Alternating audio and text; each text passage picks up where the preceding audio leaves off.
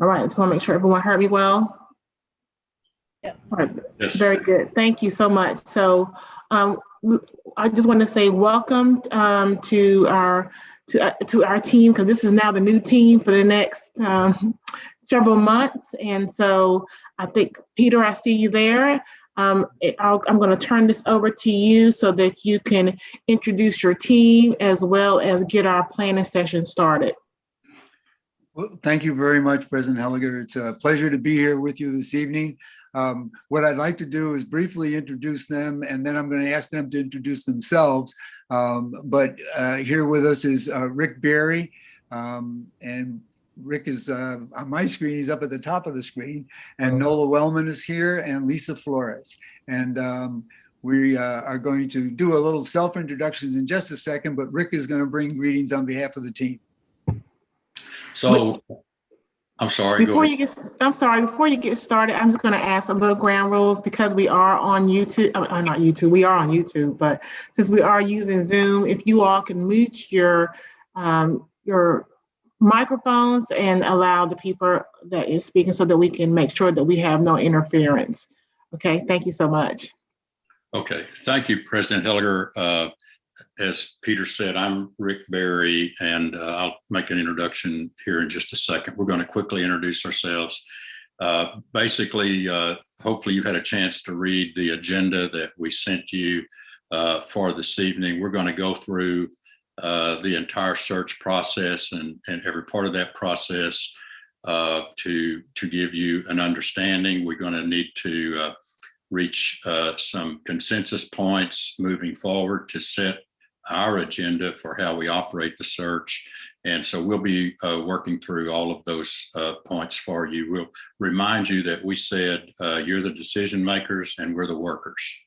And so we'll plan on doing all the work and making recommendations and looking to you starting tonight with some ideas and consensus about some of the things that we need to get moving forward on. So with that said, my name is Rick Berry. I am a lifelong Texas educator, teacher, coach, counselor, assistant principal, CFO in a large district, and in superintendent of schools in Arlington between Dallas and Fort Worth. And then the last 12 years of my career, I was superintendent in Cypress Fairbanks for 12 years, the longest serving superintendent in that district. And since that time, in 2004, I've been consulting with several companies that do work with school districts across the state of Texas, one of them being Hazard Young and Atia, in doing superintendent searches. Our team, with one addition tonight, who will be introduced in a minute, has been working together for now about 8 or 9 years doing searches in Texas in a number of medium-sized and large school districts. So it's great to be with you. We're honored to be your team for the search. Thank you. Nola? I'm happy to introduce myself. I'm Nola Wellman. I was born and raised in Texas, and after college moved to Colorado, where I served for 30 years as a teacher, assistant principal, and deputy superintendent in the Cherry Creek School District in the south part of Denver.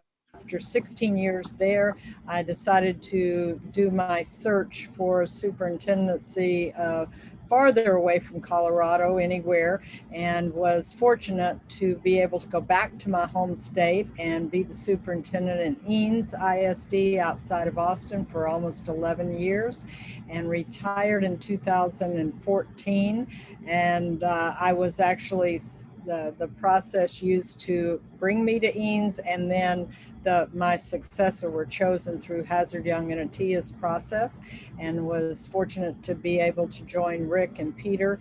We've done about 11 searches in the state since 2000. Well, you guys started earlier than that, but we've done that many searches, and we're very glad to be able to work for you on the Fort Bend superintendent search. Thank you. Lisa? Well, not in terms of literal age, because it has a 5 in front of it these days, but I'll say I'm the new kid on the block. My name's Lisa Flores, and I am not a former superintendent. I'm actually a former board member. I served, ran in a pretty competitive race here in Denver. Served for 4 years, most of that as our board treasurer, participated on the board side of doing a search, and actually played a pretty active role in recruitment, and was recruited by HYA to join the team. I just finished a search in Jefferson County. Just actually, I would say have a lot more experience coming from the board side of things, and have participated in some hiring processes from that side. Mostly a nonprofit. Other than my educational component, I have a huge nonprofit background, and I look forward to getting to know you all. I would say too, Rick, I think we are, in terms of your intro, I see now why you guys asked me to be part of the team. That worker bee component, yeah, that'd be me. Roll up the sleeves and put the work in. So I'll meet myself. You have some Texas connections too.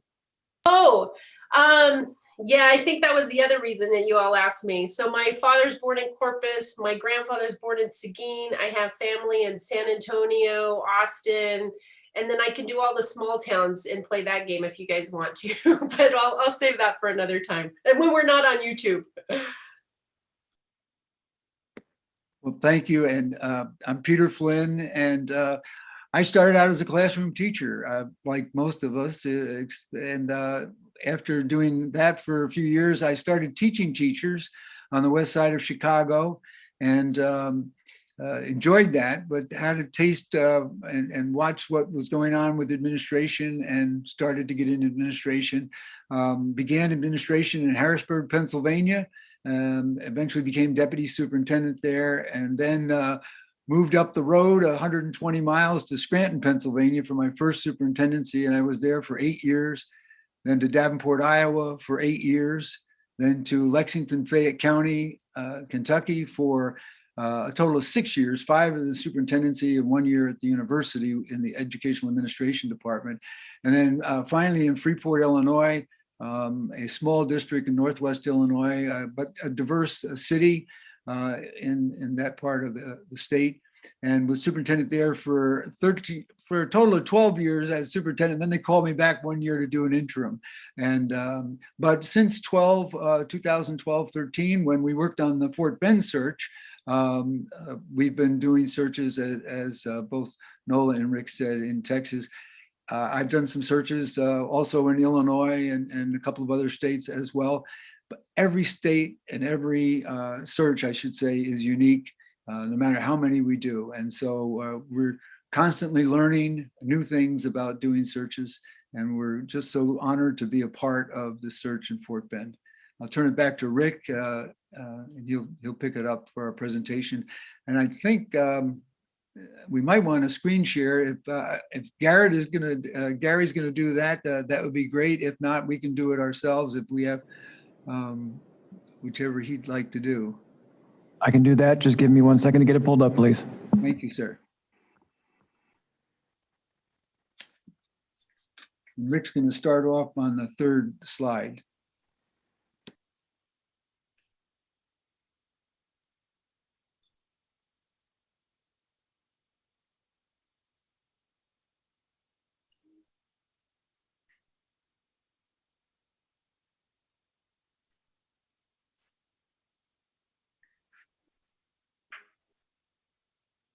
I can go ahead and start if you'd like. I'm sure it's going to come up here in just a second.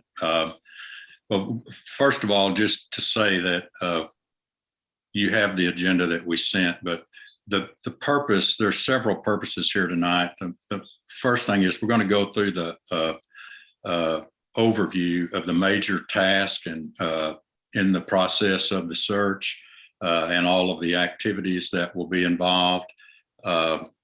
And at any point, as we go through, we want you to feel free to ask us questions, stop us if you want to make a comment. There will be time as we go through for questions with each part of this, but we don't want you to feel that you can't ask questions as we go if that's helpful. We will most likely, the questions that you're going to have, we'll probably answer them as we go through, but we're happy to address anything as we go.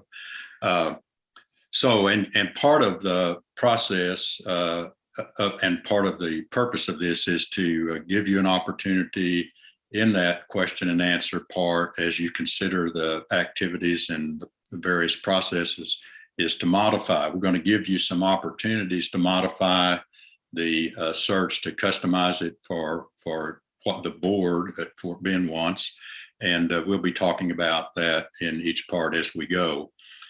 So we are your team with Hazard Young and Attia. We will be your team from now through the end of the search. We have been talking with one other possible consultant who could join us later, but that hasn't been determined yet. But we definitely will be with you. And anytime that we meet with you, there'll be at least two of us.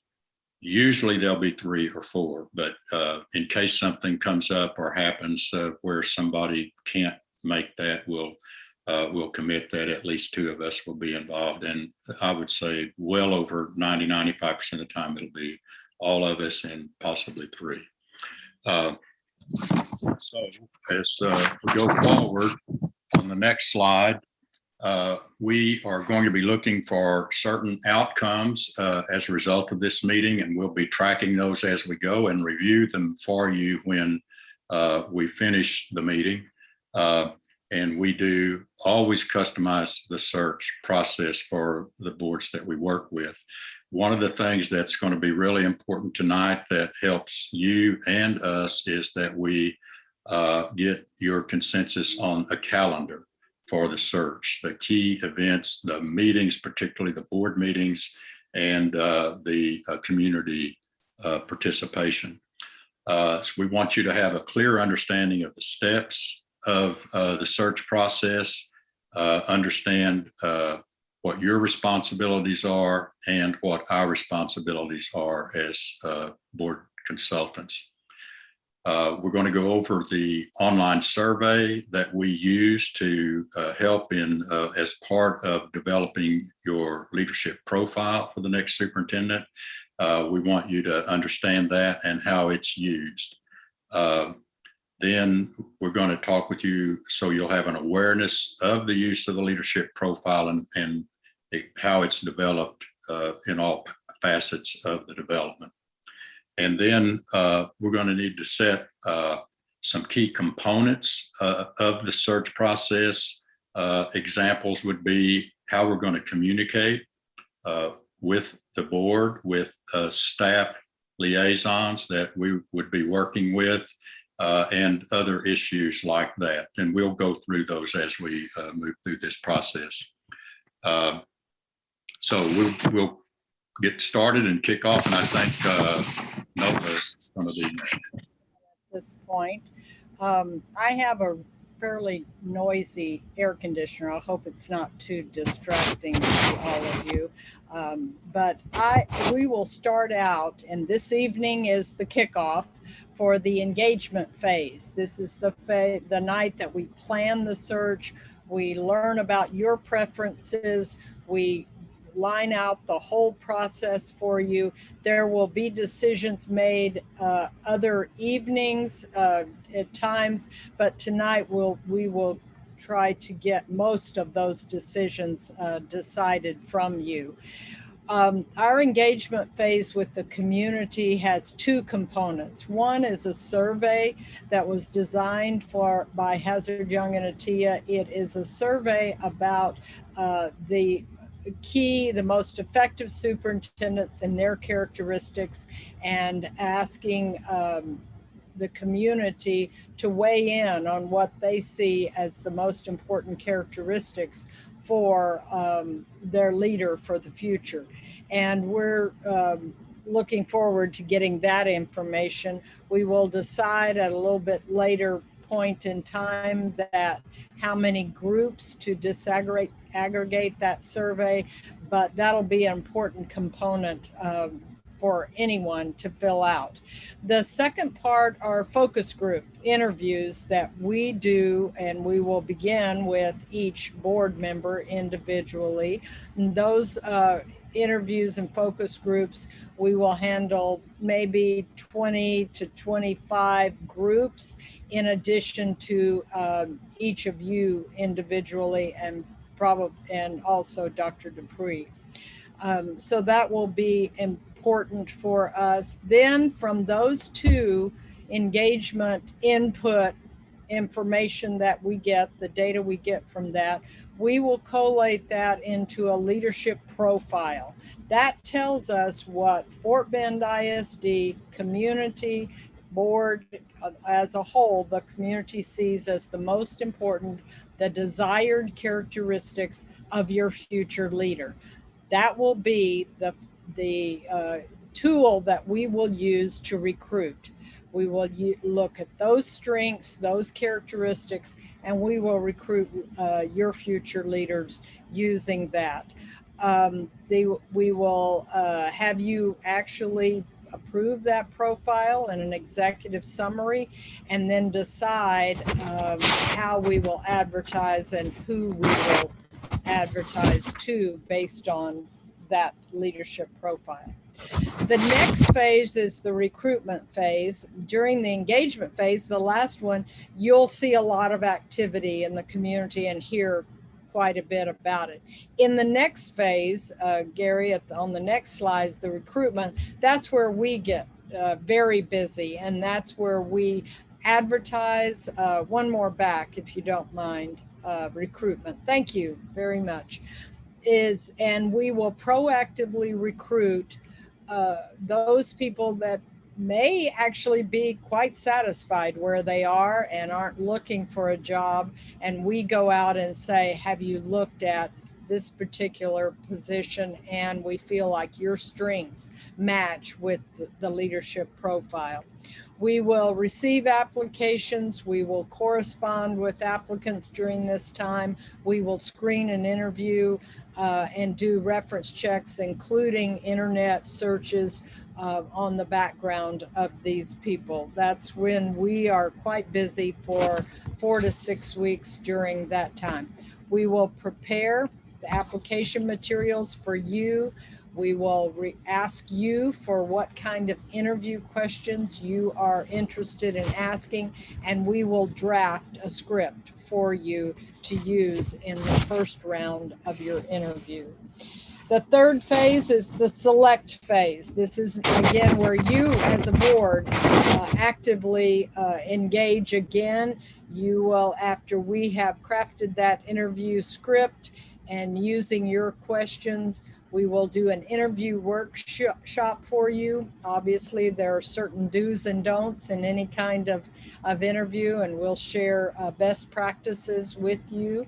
And we will present our recommendations of a slate of 5, 6, 7 applicants that we feel match your leadership profile the best.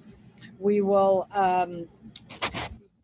tap our own network, and we will begin facilitating that first and second round interviews and debrief.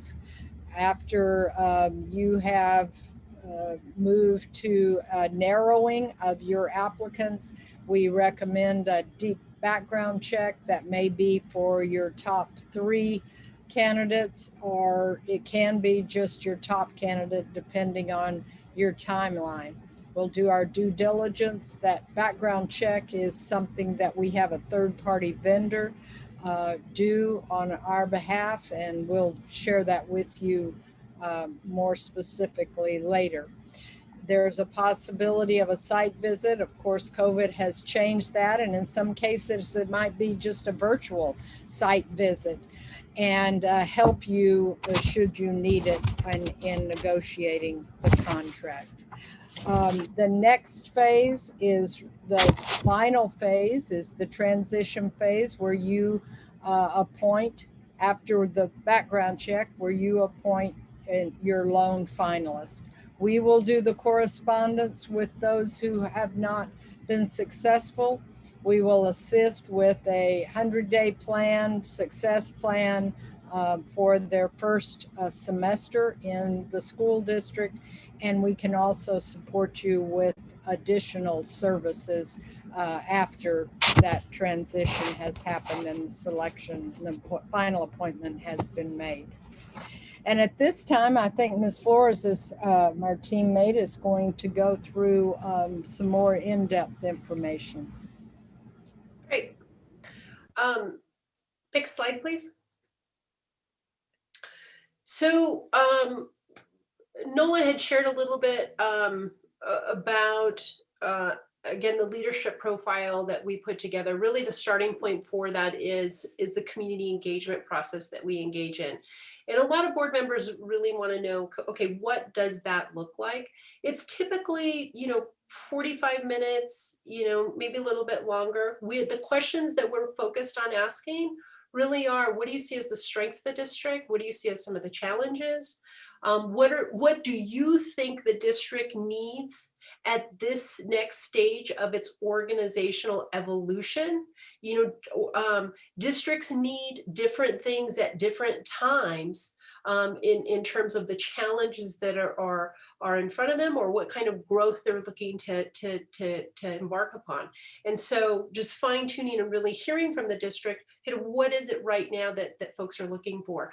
Also too, what is attractive about Fort Bend ISD? What are some of the selling points the community really wants to share with folks? And then of course, us just doing our due diligence, really want to make sure we're asking anyone and everyone, who else should we be talking to? Really soliciting additional, names, possible candidates, making sure that we really are thorough in that process.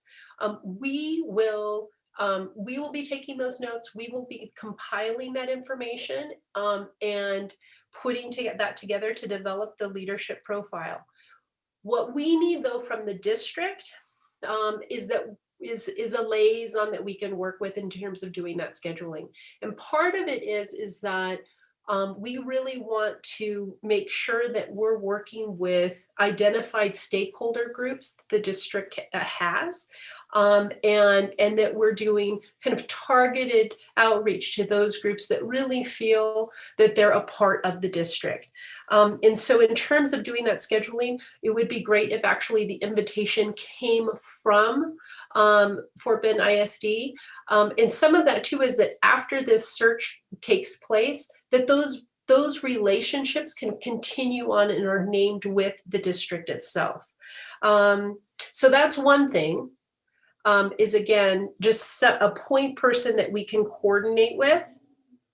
That would be something that we follow up with. And then two is Fort Bend ISD has growing diversity, and really, and there are a lot of languages spoken within the district, and really want to make sure that we are being inclusive of student families who speak another language. So, and there would be good to do some coordination and either work with the district to make sure that we had some translation available. I understand that the majority will speak Spanish, but if there are other languages that we should be facilitating dialogue in, that we can do that. We know too of some translation services that we can contract with you to engage again in some of those other languages that might be of benefit. So that's something too. I think what we would like to know is, if you as board members want to call out at this stage other languages that you want to make sure that we are doing outreach in, that we have a placeholder for that, and then again, interpretation. So, next slide. So, and Peter, I want to just clarify right now, these are things that we're calling out, that those will be takeaways and things that we want to talk about, but we're still going through, or do we pause and ask for feedback at this stage? It might be good to just check and see if there are any other languages that the board thinks we might talk with the staff about arranging for either interpreters or some sort of interpretation service.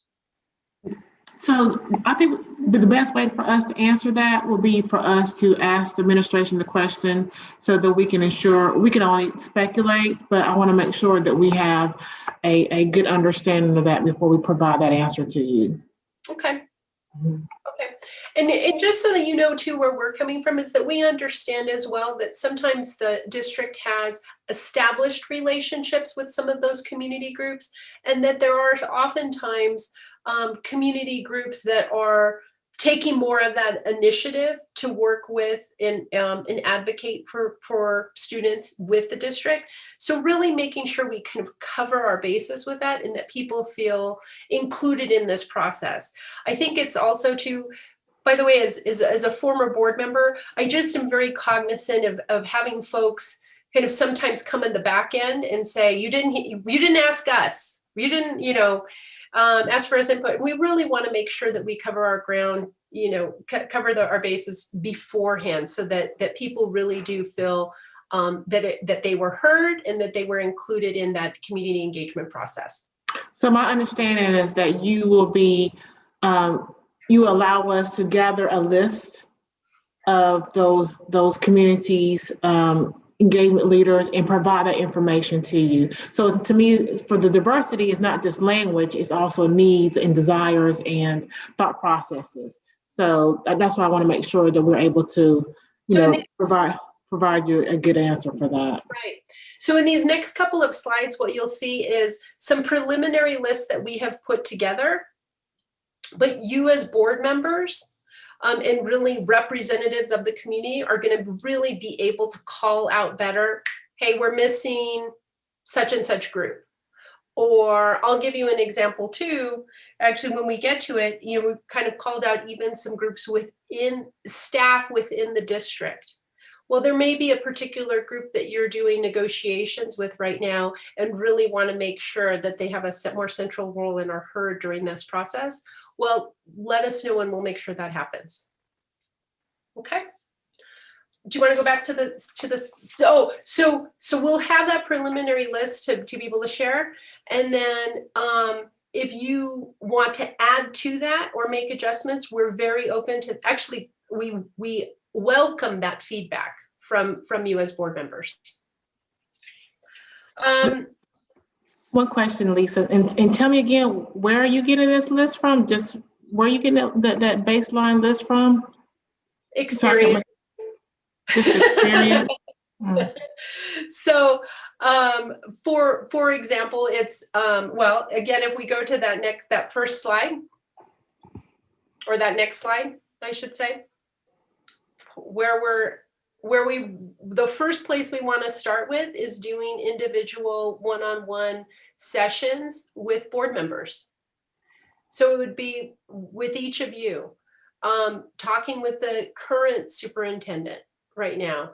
Some of these, would be one-on-one meetings. There might be some other folks that you would identify as being folks of hey, you're going to want to spend some time with this person. They have great insight on the district. That's our starting point right now, is to say, the existing board members and the existing superintendent, you may say, the head of the school foundation, or perhaps there's a, former board member that you would want us to talk to. It's just, again, we're looking for your feedback and who you might identify. Next slide.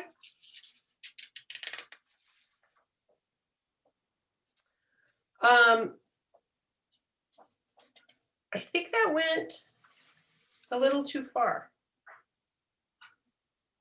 Oh no, next one. Okay, so we also are wanting to do some group meetings, and these would be what we are thinking is that they would be small groups, but not as large, not any more than 25. If we had more than 25, we would want to split that up into a couple of, perhaps 2 sessions.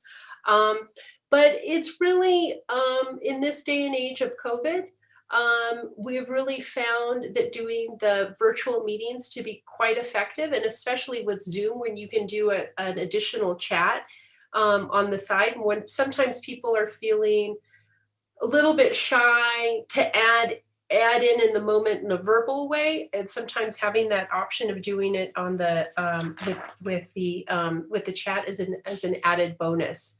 The other thing that we've really noticed in terms of doing Zoom meetings is the availability.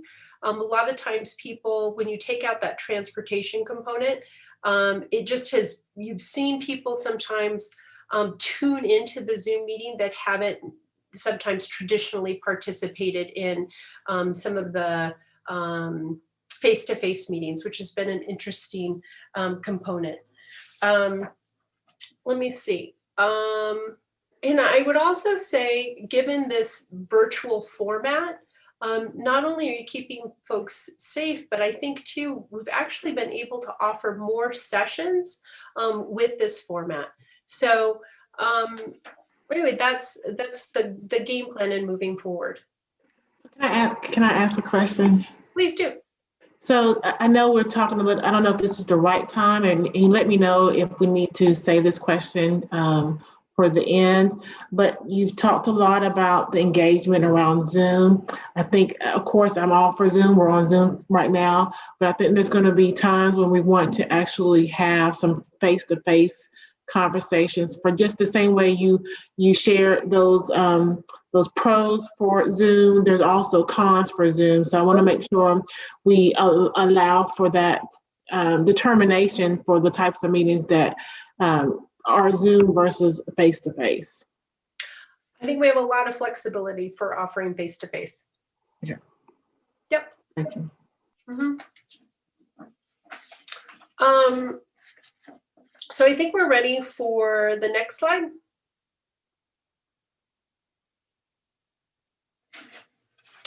In terms of that community engagement, we had done some thinking about, who that might include. I think we certainly would want to reach out to the Fort Bend Education Foundation Executive Board.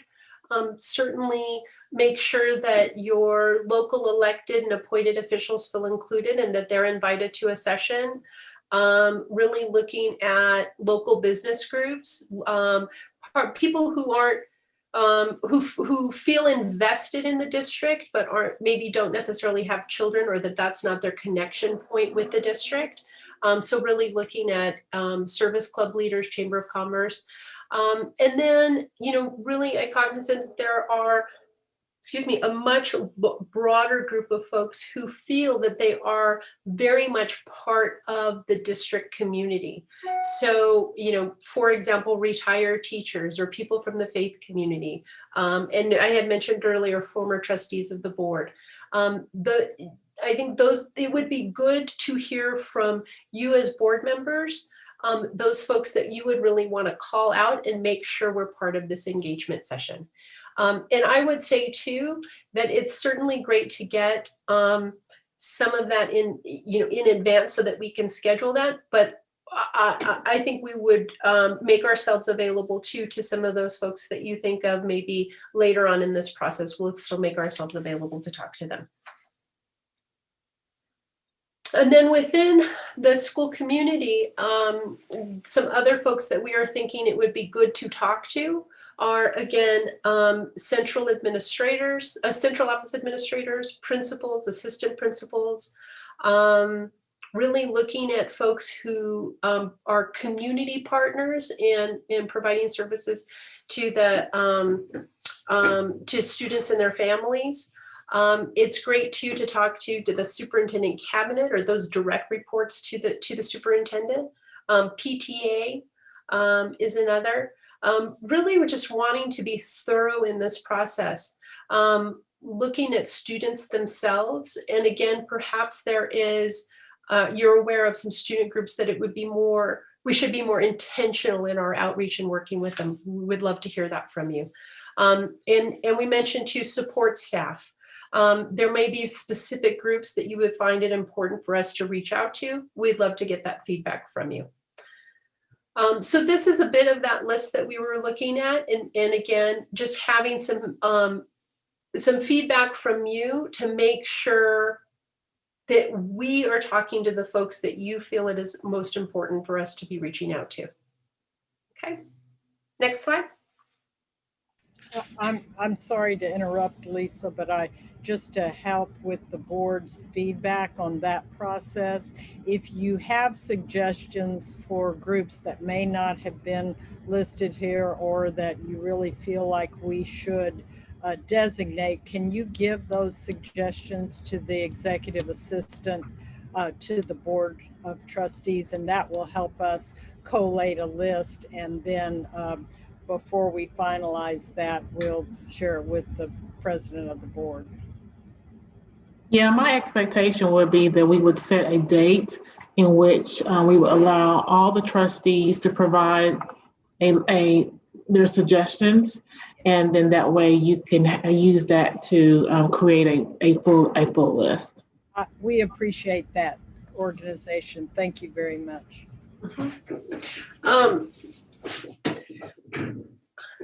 And forgive me, I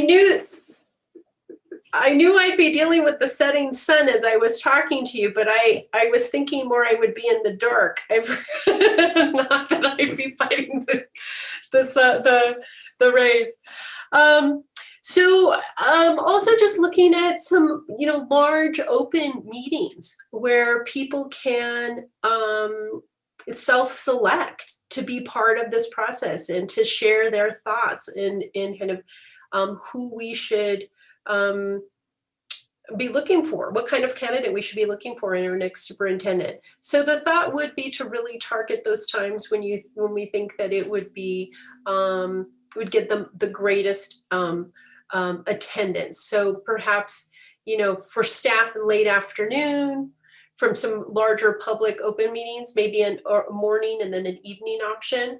But then this is, again, one of those things where your district better than anyone, and to really make sure that, if there are some specific time slots that you think are really effective, that we want to take advantage of your expertise in that. But I think really, asking now, does this look like a good baseline group to start with?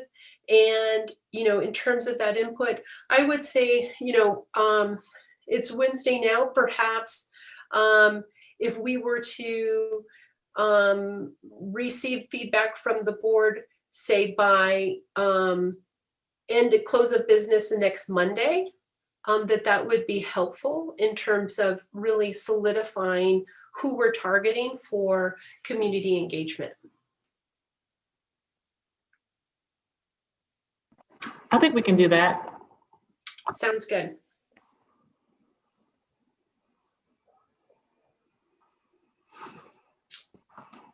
And I believe I'm handing it back to Peter. Thank you, Lisa. The online survey is another way to gather information from people who are connected to the school district. And as you can see, we've made a list, which is what we usually do, but we can modify that list as well. The survey, I'll tell you a tiny bit about it, has two parts to it. One is the state of the district. People get a chance to reflect on what they think are the really good aspects of the school district, and it's a very positive approach to identifying those aspects of the district. In addition to that, the more focused one is on the characteristics for the next superintendent. And what we've compiled there is 12 characteristics of effective superintendents. And this is based upon research that HYA has done on effective superintendents across the country and looked at other studies that have been done for the past 25 years and compiled those characteristics which are most in common for those studies, so that these characteristics are pretty well identified scientifically as the effective characteristics of the next superintendent. What we ask people to do is to choose those characteristics which are most mission critical for Fort Bend ISD at this point in its history and, of course, moving forward. To do that, we identify 6 groups that people could sign up as. They could identify themselves as board members, administrators, community members, parents of children in the school district, support staff, and teachers. Now, in some instances, a board will want to gather information also from students. In that case, since the survey system is set up for 6 groups, what we do is put the students in place of the board. Since there are only 7 members of the board does it on a hard copy, or not literally, but they do it on an exact copy and then send it to us, and we tally it by hand. But we still include the board information in the aggregate look of the results of the survey. We can also see how individual groups compare in their perception of the state of the district, as well as the characteristics for the next superintendent of schools. We're actually, depending upon the languages that the board and the staff think we should use, we can have this survey up ready to go with English and Spanish at least in the next couple of days. And so that we can start gathering information. And the idea is for people to be able to access this survey on the district website. So you've already established the beginnings of a superintendent search page in conjunction with your Board of Trustees section on your website. And that will be a great place to start attracting people to come and take this survey. So we do want to know now whether or not you as a board would like us to gather information from students or leave just the 6 that we've listed up there.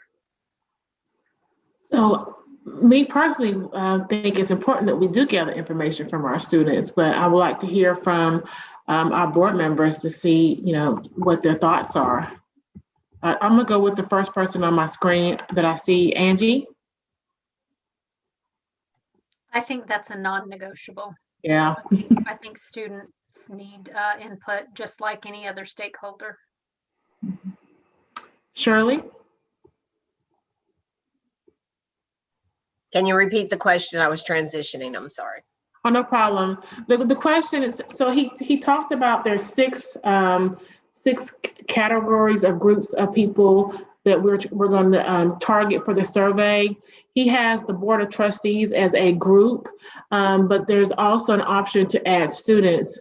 And so the question is whether or not we as a group think that we should have students as a stakeholder. And I shared that I believe that we must have the stakeholders and students as stakeholders, and Angie did so as well. So I'm just trying to understand, do we take out the board? Are you all okay with us taking out the board? Maybe I just do it that way. Okay, taking out the board as a stakeholder group because we're a smaller subset of group, only 7 people, and we can allow as many students to participate in the survey. I will always go on the side of students, always, even before anybody. So yes, I'm all right. Dave? That's fine. I'm okay. Okay. Jim? That's okay. Grail? Yep, fine. Okay. All right. So we'll do ours differently, and because there's only 7 of us, but if we can have an opportunity to hear from our students, we would love to hear from our students. Great, that's great. And I think that will be a great addition to your gathering stakeholder input from the students. By the way, we will aggregate the survey results from the board members, and we will feature that in the leadership profile report that we put together. So we're not, yeah. Peter, I think you all just need to change you all's process or change your programs to allow for students. I'm interested to see, why we wouldn't use students as a stakeholder as part of this conversation. You're right, and we'll take a look at that. And we could have started with that, and but that's a good idea. Thank you very much. I'm just saying. Okay, so what we'll do then is we'll begin conducting, and if there are any other languages, we'll look to the staff for some guidance on that. But we'll be able to get this survey up and ready to go with students included as a stakeholder, and hopefully within the next couple of days, it'll be on your website and people can access that and begin taking the survey. So that's all I had for that slide. The next slide is I'm going to tell you more in detail about the board portal. The email is what we use a lot of, and if right now we have your school district email address, and if that's the email address you'd like us to use, great. You can affirm that and tell us that. We'll continue to respond to the board members that way using email communication. If you have another email address you'd prefer us to use, we'll be glad to do that as well. As Rick mentioned earlier, tonight we're going to put together a calendar for the entire search. And then we'll do workshops at critical steps. The most critical one is just before we present the slate to you, which is a ways away, but it's an interview workshop, and I know a lot of you have probably done and engaged in interviews. There are a couple of special things to take into consideration when doing public school interviews, and we'll talk with you about that in that workshop. We will facilitate and develop all materials and all activities for you through communications throughout the search. And we'll also give you support as you get to the final stages of, I should say the initial stages of negotiating a contract with your new superintendent. So here's now, if I could ask Garrett, if I could screen share, I have something that I want to show the board. And I have it up. And so if you'll take your screen share down, Garrett, I'll put mine up. Thank you. Can you all see this? Give me a thumbs up if you can see it. All right, great. So this is the board portal for the board of Fort Bend ISD. It's specifically organized for the board. If the board wants to give access to anybody else, that's the board's prerogative. And just to give you a little overview of what's on here, you can see that our signature search, this is information about the search. The planning meeting agenda memo, which we sent to you by email last Friday, that's here. The PowerPoint that we're using tonight is also here. But in addition to that kind of thing, there are some good recruitment ideas on this resource. There's ideas about conducting interviews and are doing the workshop with you. We will assist you, by the way, in writing a script for the first interview based upon questions that you give us. Then transition services. So there are a lot of useful information here, including sample questions that you might ask in an interview. And all of this information is sort of basic right now. And any documents that are created for this search will be put on the board portal, so that if you misplace one or you can't find it right away, you can always go to the portal 24 hours a day using a tablet or laptop computer. Those are best, or a desktop computer. The cell phone is okay, but it's better to have a little bigger instrument to use to pull up and read what's on here. So that's what our portal looks like. And if you, the big question is right now, do you want to just keep it as a board resource, or is it something that you want to think about giving access to somebody else? You can always change your mind later and just say, for now, just the board, and you'll think about it and see if you want to give anybody else access to that. Right now, we don't, let's just keep it to the board. I saw thumbs up by Jim and Grail. So yeah, let's just keep it to the board. You can see a lot of thumbs up. Okay, that was easy. Thank you so much. Well, so that's what the portal is. It's a great resource. And by the way, if you have any problem, what we'll do is tomorrow morning we will send the office your email address, and they will send you a password and a login for going into the portal, and you'll be able to start using it within the next couple of days. And they'll send a direct email to you. And if you have any problems, once you get that information, don't hesitate to call any one of the four of us and we can assist you with that. And if we can't help you, we'll get somebody from our office who's maybe a little bit more technologically astute and ask them to help you. But don't hesitate to ask us for help. And if you misplace your login, that's okay. We'll get a copy of your login, so we can pick that up and get that to you if you misplace it and you don't get around to it right away.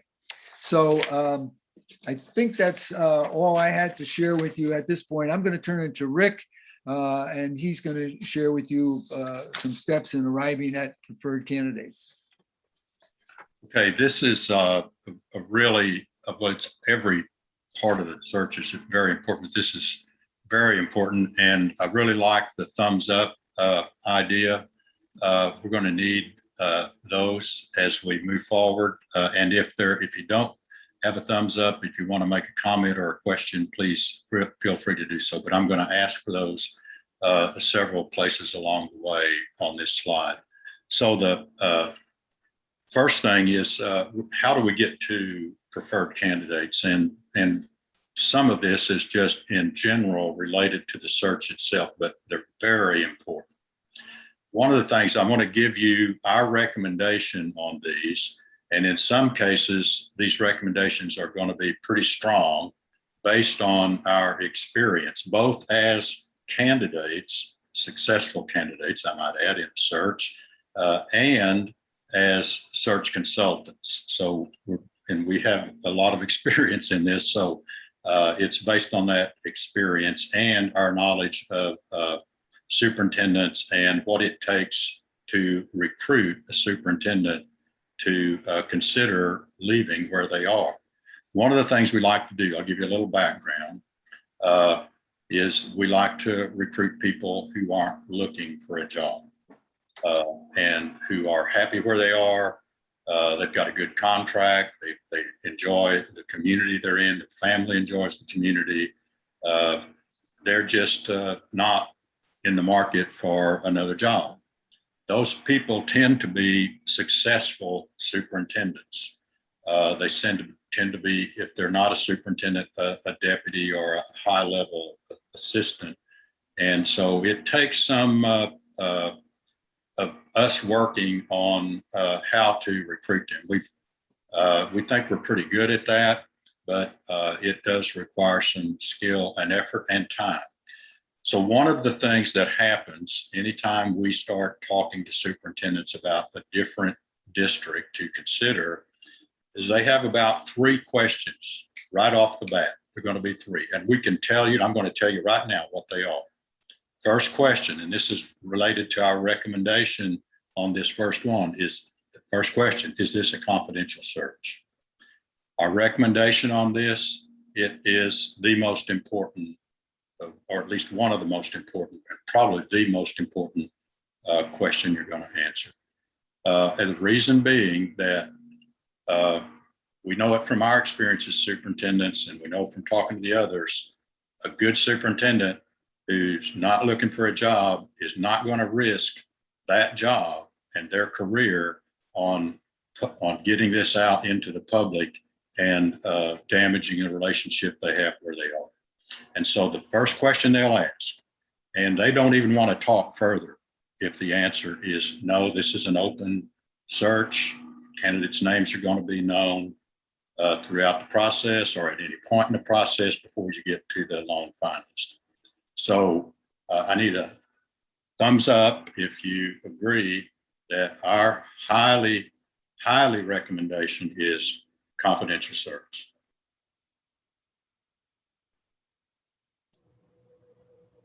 I didn't see it. So it looks like, let's discuss. So I saw some hands go up and some didn't. So those who didn't have their hands go up, do you want to share kind of your thought process? Well, this is my first time going through this. And so it wasn't that I'm not giving a thumbs up, but my brain was kind of processing. And the question I was asking in my head is, why would it not be? What would there ever, under what circumstances would it not be a confidential search? Well, that's a good question. There are some school boards, it's generally the school boards that want to do open searches are school boards in large urban cities. And they typically are under tremendous pressure from the newspaper, these large newspapers, for open records, and it's beyond open records. They want to know not just what you're doing, but what you're thinking. And so they like to have all kinds of access to things. And so they will put a lot of pressure on school boards. There's some groups around the country. They typically, they don't bother districts that aren't large urban cities that much, but they will sometimes put pressure on local school boards to do that. And then there are, just some board members who just think that's important to them. We've not had, in all the searches we've done in Texas with our group in the last 11 years, we've not had a search that wasn't confidential. And we have been able to recruit excellent candidates. You can talk to any of the boards that we worked with, and we have had some really top quality candidates. And I can tell you, if it's breached in any way, if we agree to a confidential search, and at any point in time, and the only people that will know who these candidates are is the candidate, us, and you as individual board members. And if that is ever breached by anybody in that process, the candidates will start dropping out. They will withdraw their names immediately.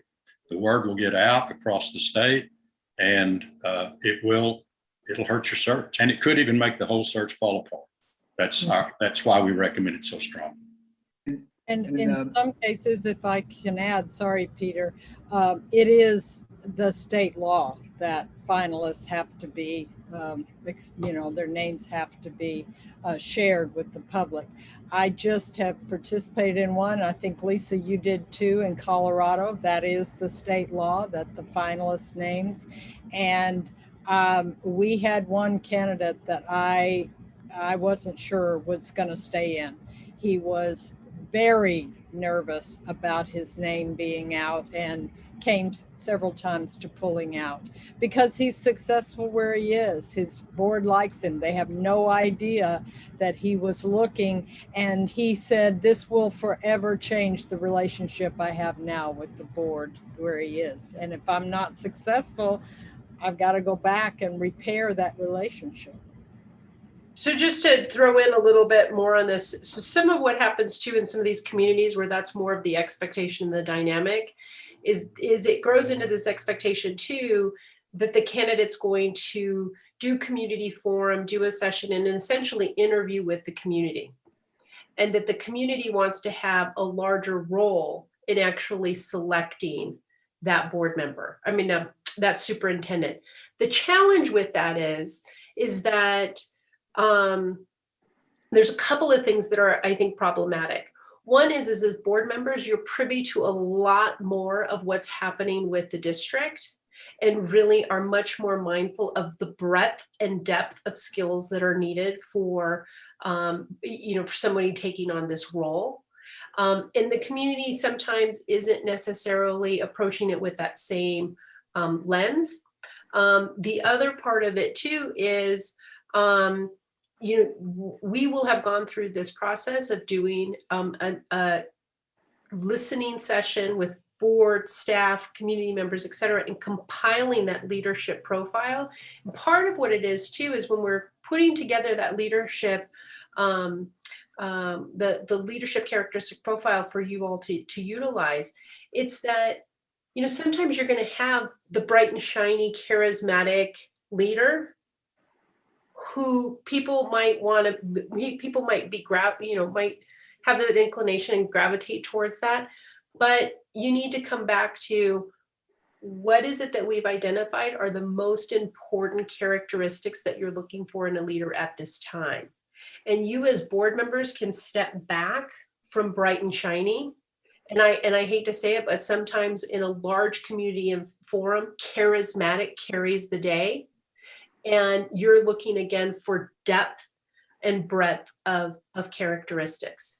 So that's a little bit of what it is. And so I think that definitely the candidate components are, in terms of them not wanting to necessarily be public, it's very real what Dr. Berry spoke to, but there's another component too, in terms of you just as candidates, as board members, have so much more information to utilize, and in terms of really maintaining clear expectations of what your role is in this process. You are elected officials representing your community to do exactly this work. Well, thank you, Lisa. Right. No, I understand. Thank you for that. I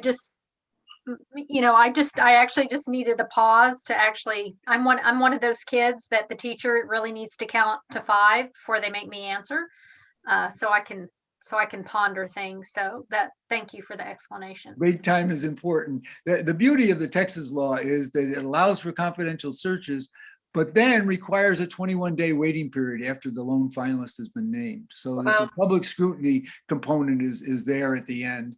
And so this is a real good aspect to the Texas law. Okay, Dr. Shirley?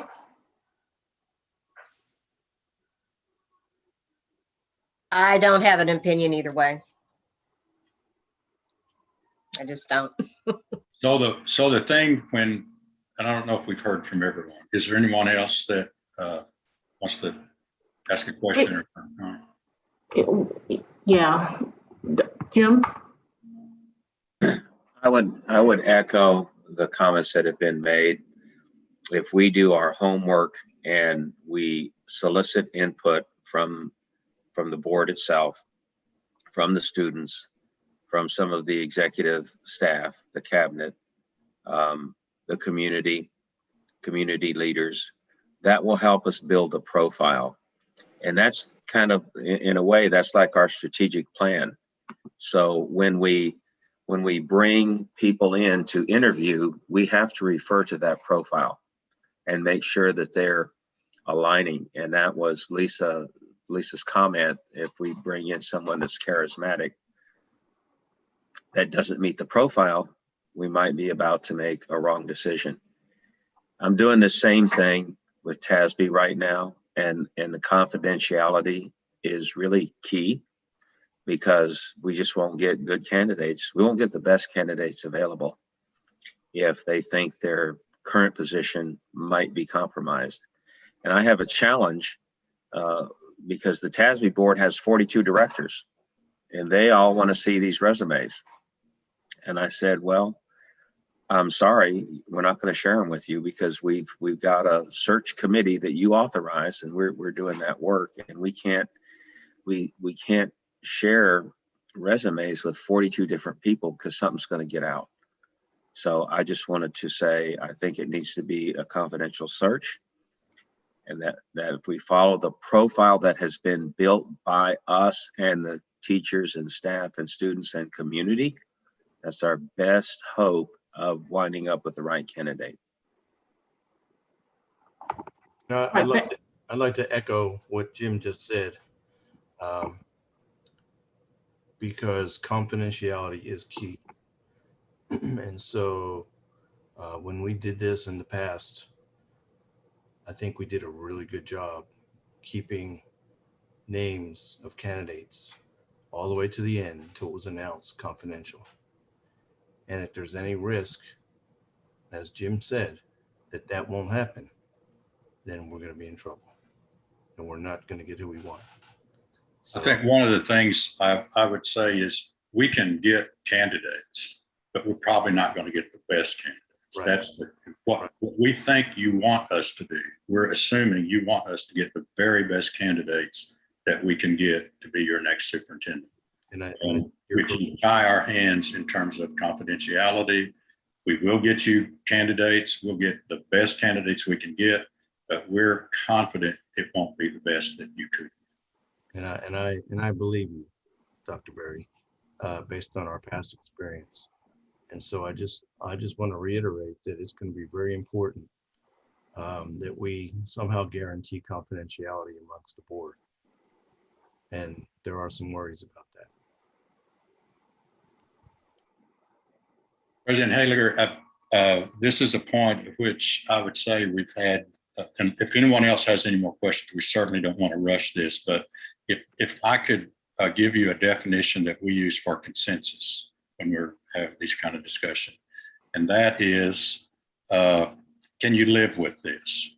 It may not be, if you don't have an opinion or it's not your first choice, is this something, since it appears the majority or the great majority of the board is in agreement, that everybody can live with this? Because everybody's got to be on board or it doesn't work in this case. And so if everybody can live with this, then, and we have a consensus. That's what we would recommend. Yeah, I think I need to say then, yes, I can live with this. That is not an issue. I think confidentiality is great. As I said, I really didn't necessarily have an opinion about it, but yes, I can definitely live with it. As well can I, if I didn't make that clear. yeah. So I was going to summarize. I assume that you all could live with it based on your comments, and then Dr. Shirley for saying that she didn't have opinion, that whatever the consensus of the group was. So Rick, I definitely think that we are in agreement that this process will be confidential, and we as a board will uphold that confidentiality, and we will ensure that we reiterate it with all the members of the board as we go through this process. Thank you. We'll keep mentioning it too, as we move forward. It's that important. And thank you so much. And I felt like I had an understanding, but I like to clarify. I don't want to move forward and make sure, and without knowing for sure that we're all. No, absolutely. Okay, thank you. So the next item is the process of applications, and I'll just quickly talk about how that works. And then that leads right into the third point. The process will be that anyone who is interested can apply through our website. And your website should direct them there if they have an interest, if they go on your website and look for information. And it's online. There are a lot of people who have applied over the years for different jobs. They can always come in at any point in time and update their applications. And as those come in, we will get notified as they come in, and we can go on and start looking at them as soon as they come in. Once this is out there, and it's actually pretty much out there now, everybody knows your job is open. Not everybody, but a lot of people do. And so we expect we'll be getting applications, every day for a while. And normally in a district like yours, we could have anywhere from 40 to 70 applications. Now, we do also know from experience that there's a number of those people, and I hate to use a percent, but there's a percent of those people that couldn't do the job if you paid them $1 million. They just don't have the experience or the qualifications. They'd like to be a superintendent, and they'd love to be a superintendent in a big, complicated, diverse district like Fort Bend with the qualities you have, but they couldn't do it. And we're pretty good at figuring that out just from their application. So that's how the process works. If if somebody asks you, just tell them to go on the HYA website, look under super searches and fill out an application. We welcome any application. We then go through that next part then is qualifications. We go through those applications and as they come in, and then at certain points in time, the four of us will get on the phone or on Zoom, and we will discuss the applications we've been reviewing. Many of these people we will already know, but there's always a number of in a district like this of people that we don't know, and we will do our due diligence in looking into their background and so forth. Which so the first thing we do is we start at that point narrowing down. Our ultimate goal is to get down to a slate to recommend for you to interview. We'll talk a little bit more about that, but in a minute. But so one of the things that we encourage, and this has to do with qualifications. Qualifications for the most part in just about every state is that you have a certification from the state to be a superintendent, or you have to be certifiable. And that would mean, for example, if somebody was certified outside of Texas and they didn't have a Texas certificate, they would be certifiable because they could get one. They already have, the experience and the degree, et cetera. And so they just have to apply and meet certain criteria to run that application through. That's a simple process. So certifiable or certified. And I think in every state, it requires a master's degree to have a superintendent certificate. And so that's your minimum qualifications would be a master's degree with a certificate or certifiable. And then beyond that, that's all that's really required. You can set qualifications beyond that, but we recommend that you not do that. And I'm going to give you the reason why. And this is another strong recommendation. Any of you who know superintendents in other districts probably know that most of the ones in districts of size, anywhere half your size and larger, probably have a doctorate, but they don't all have a doctorate. We happen to know that a number of those who don't have one are excellent superintendents. And they would be, some of those, after we see the profile that you all approve, could be ones that we think would meet your profile. And so what we would encourage you to do and recommend that you do is don't set a standard for the application that eliminates somebody who might be one of your best candidates by putting a requirement, say, for a doctorate or so many years of superintendent experience or some other qualification like that. We've just found that most of them will have it. They don't all. Some of the really outstanding ones that I feel confident there probably will be a few after your profile is developed that we would be interested in recruiting for you to consider if they're interested, who don't meet that qualification of having a doctorate. It doesn't mean that you may end up in all of the ones that we recommend to you will have it. That happens 9 times out of 10, but it doesn't always happen. And if you know very many superintendents, even around the Houston area, you would know a few that I'm probably referring to. I'm not going to use any names because this is a public meeting. But anyway, so we would recommend you let us keep the funnel wide open and let us screen it down to the best candidates that meet the minimum qualifications and not have an artificial standard that you set, that if you set that standard, that's what we're going to do. We won't even talk to them. We won't even think about talking to them if you set a standard that eliminates some people. So I open that up now for your thoughts and questions, because that's our recommendation related to that. Okay, Jim, go ahead, Jim. Well, here are my thoughts on that. I agree with Rick. When Charles Dupree came to us, he didn't have, he wasn't a doctor.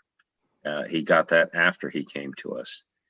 And the superintendent who preceded Charles had a PhD and an MBA, and also an inability to communicate with the public.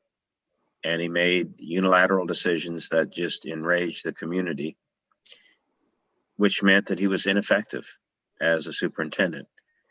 So I think it's better for us to cast a wide net, find someone that meets the profile, and then take a good hard look and keep our options open. That's my 2 cents. I would agree with Jim on that as well. I don't see the need to go against a recommendation because we have experience with it.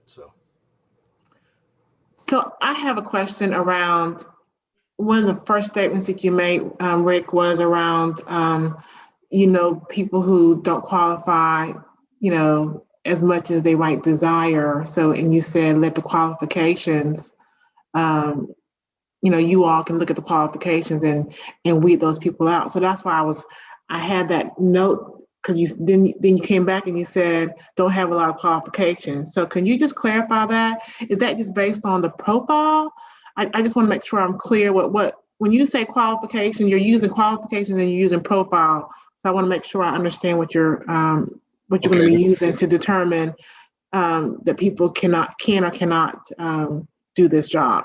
That's a good question. So what I'm talking about in terms of qualifications is qualifications that you might set as a local school board beyond what is required by the state. That's the doctorate, et cetera.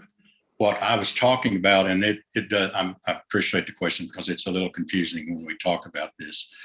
What we go through is, first of all, if you set a qualification, we work for you. That's the qualification. If it's beyond what the state says, that's what we're going to use. And we're going to not even talk to people that don't meet a qualification set by the Fort Bend board.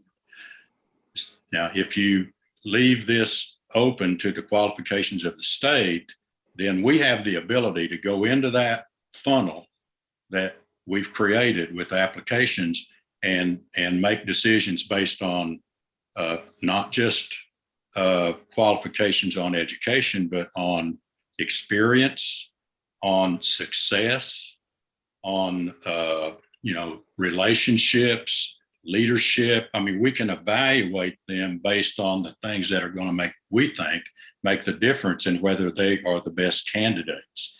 We're looking for the best candidates, not the people with the highest level of education.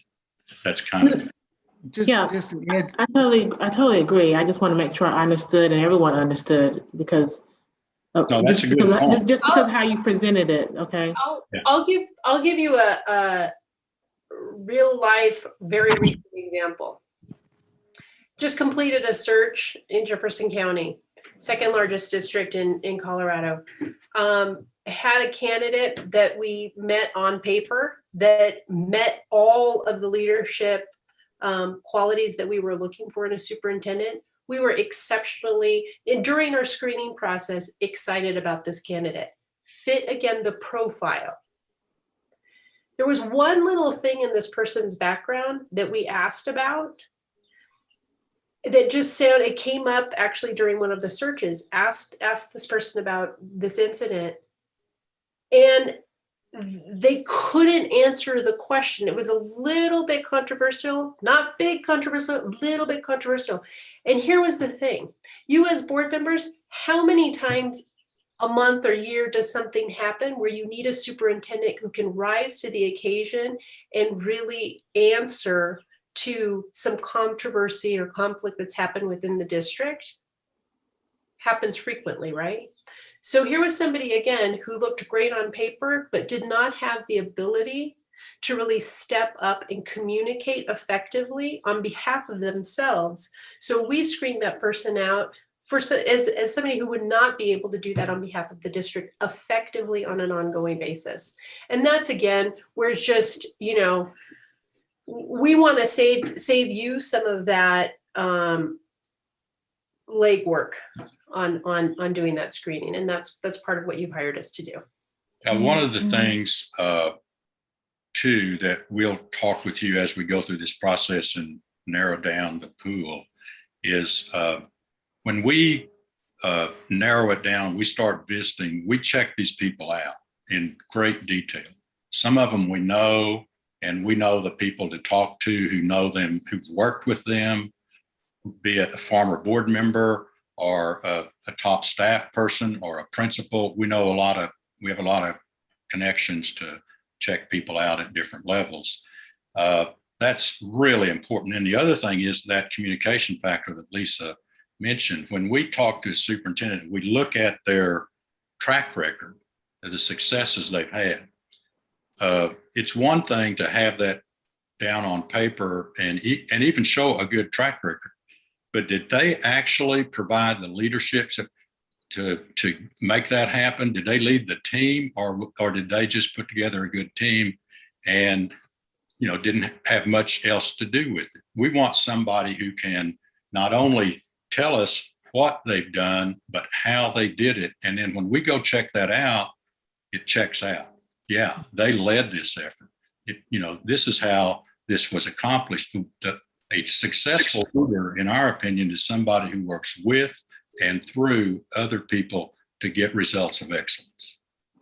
That's what you want, is results of excellence. For goals, you will be setting as a board, we expect, goals of excellence for your students and for your district. And when you do that, you want a superintendent who knows how and can explain how they do that. And if they can't, they may say they know how, but if they can't explain it, we're very skeptical that they have the skills to do what you need them to do. Thank you. And Angie?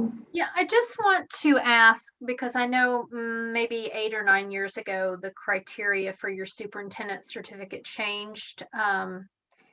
And is the superintendent certificate criteria in Texas the same throughout the nation? I don't believe so. Okay. And so no, it's not. There's an element that's not there in Texas that's very important to me, and it's what was removed about 8 or 9 years ago.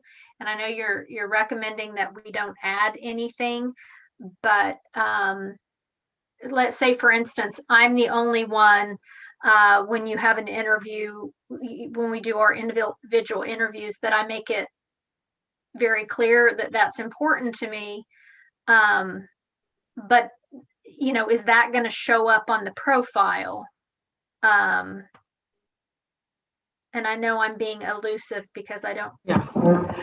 I would, so Rick, I would think that anything that shows up the profile, we would kind of come to consensus with, right, as a group?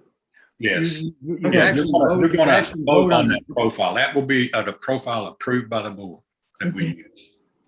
Yeah, let me back up just for a second and talk about, so we take all the information from the surveys. We take all the information from the listening sessions that we do, the one-on-one session and the group sessions. We compile all of that and we distill it down to a set of characteristics, the desired characteristics that we think the board might want to consider. And we bring that to the board, and the board takes some time to discuss that.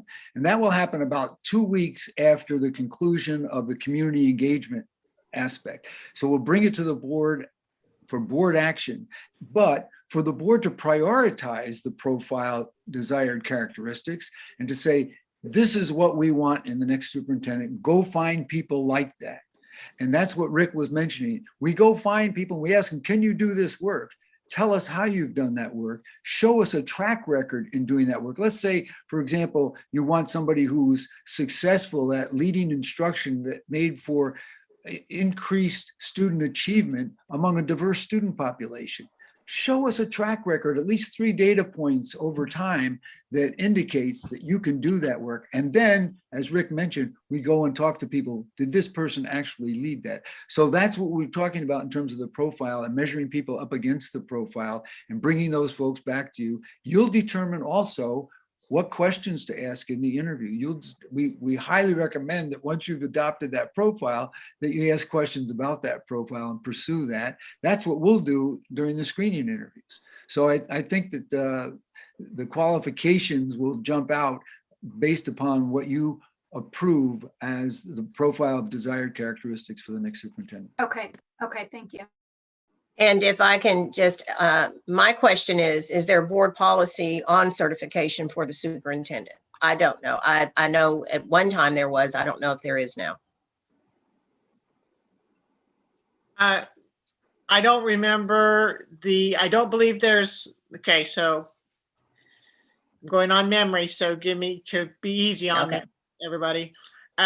We recently approved a policy that talks about superintendent qualifications and duties. We should definitely pull that out and bring that to our meeting where we approve the leadership profile.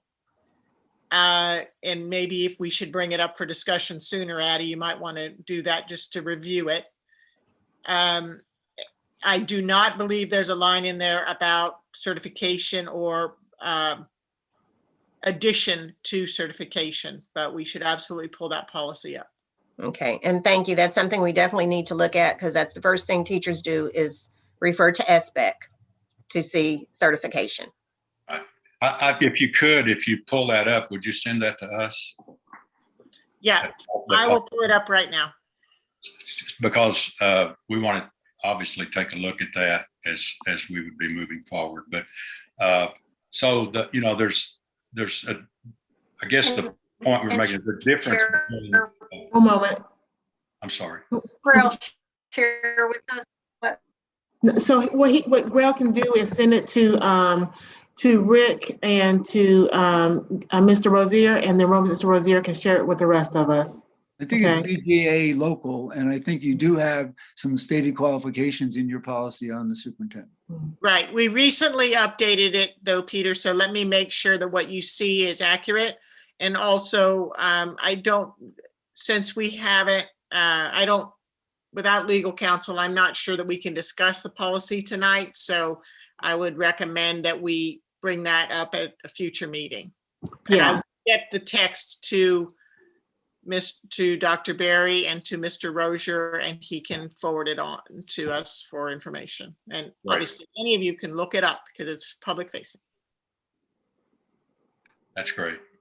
So are we okay with leaving the funnel open? Do we have a thumbs up on that, or we need more discussion about the qualification? No, I think we're clear with that. We just, yes. Okay.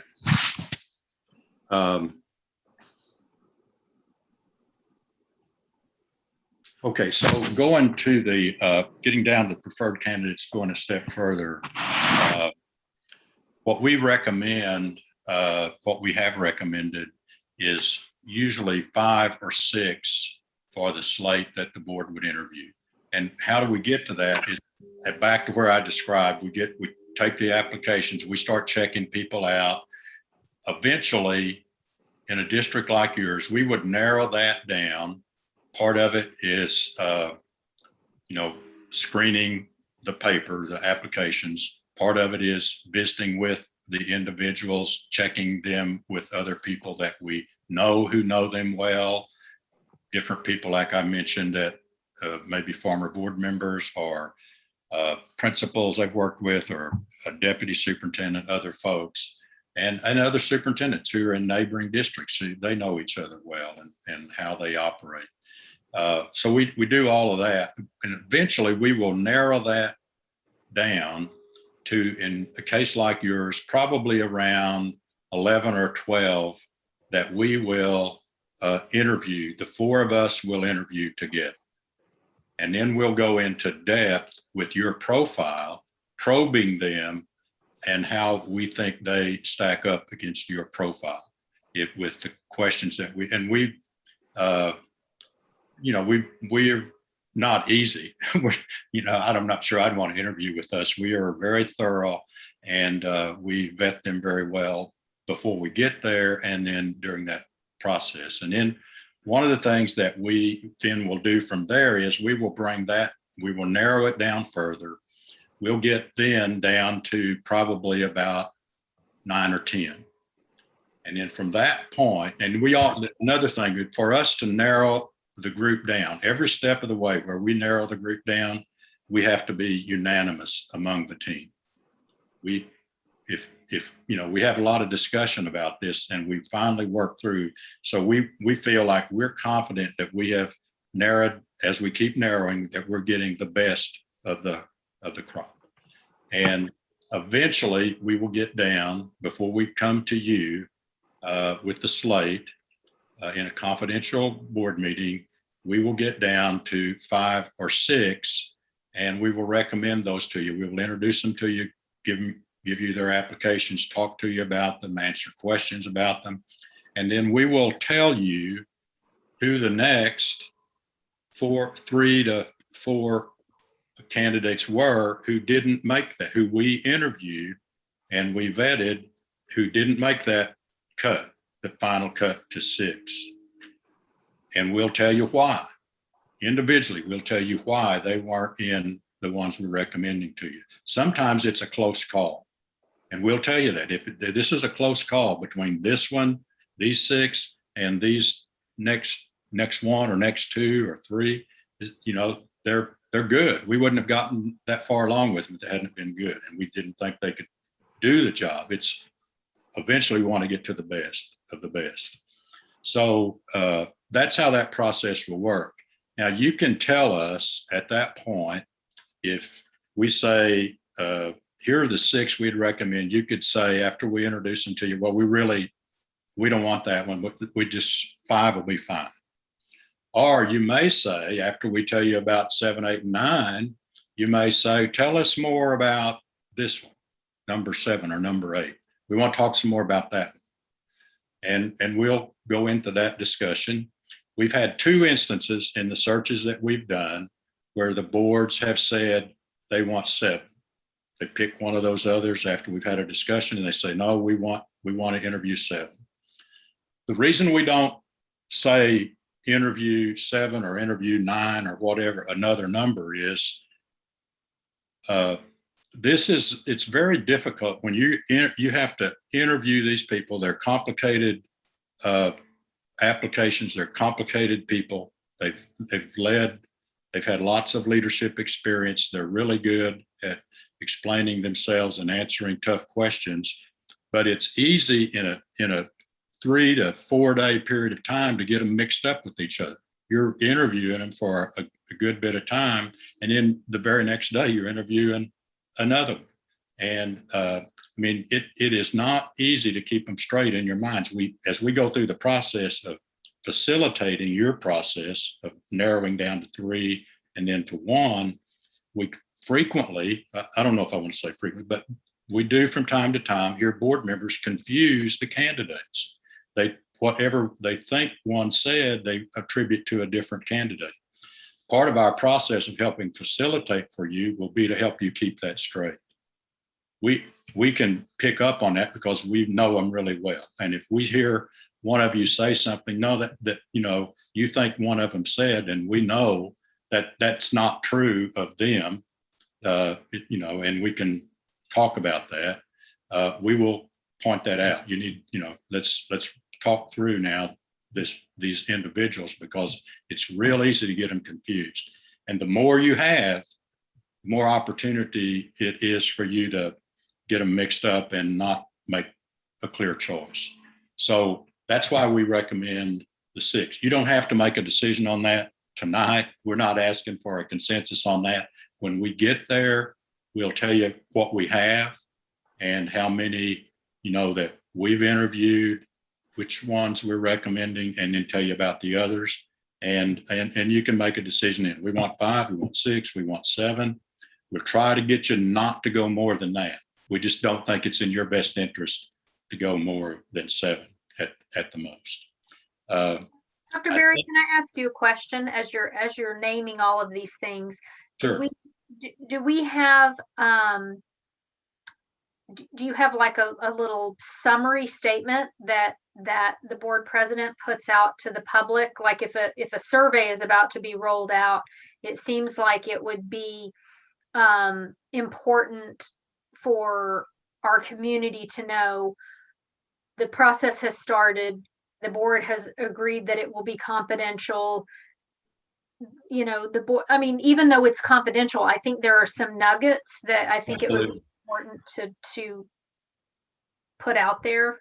Absolutely. We will provide you and work through your communications department to provide updates for you with the community as to here's where we are in the search. We're at this stage of the search. We've developed a profile. We'll put that profile on your website once you approve it.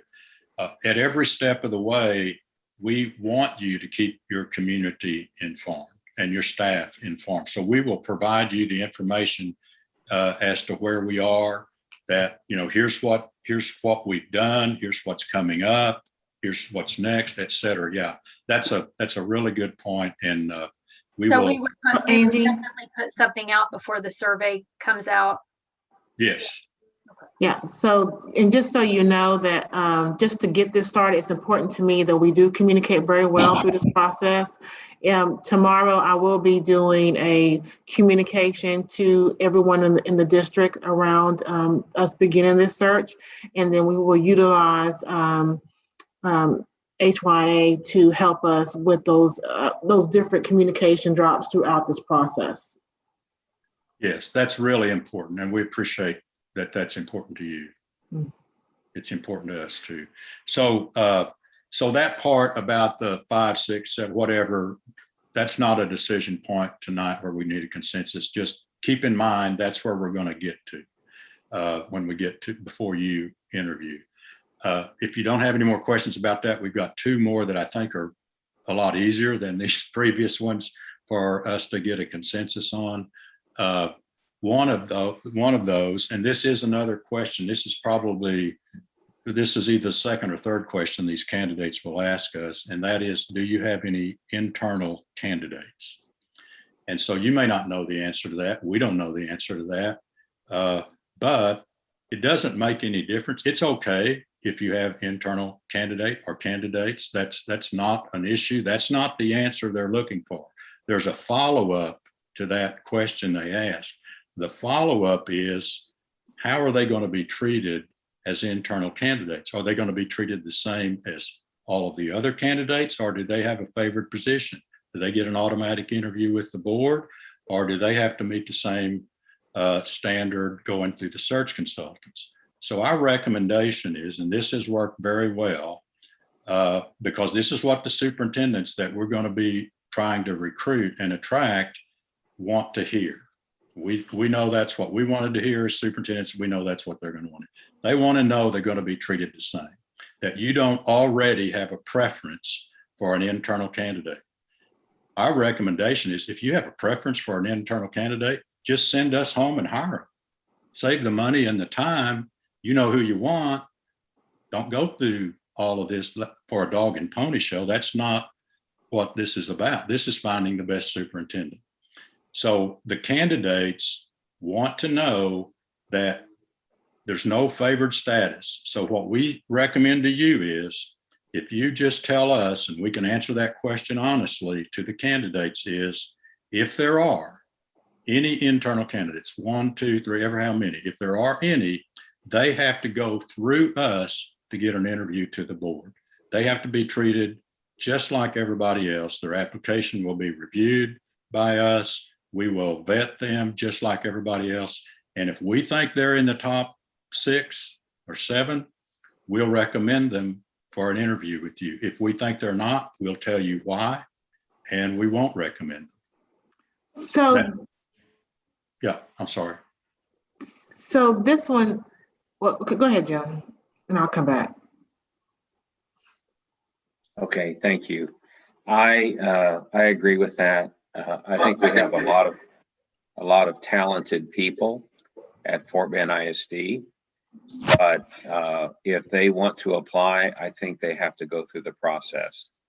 In my mind, we don't have a favored internal candidate right now. At least that's me. That's my opinion. We do have a deputy superintendent, Deanna Saavedra. She's talented, but it would be my opinion that yes, they've got to go through the same process as everybody else. Thank you. So I think the same thing. However, the difference that I think should be made to any internal candidates is that I want to make sure that we communicate with them effectively, because just some experience of talking to other board members and in different other searches, when there's an internal candidate that is has applied, if they don't get an interview or if they're not considered as for the process, I would like to see a specific communication that goes out to them.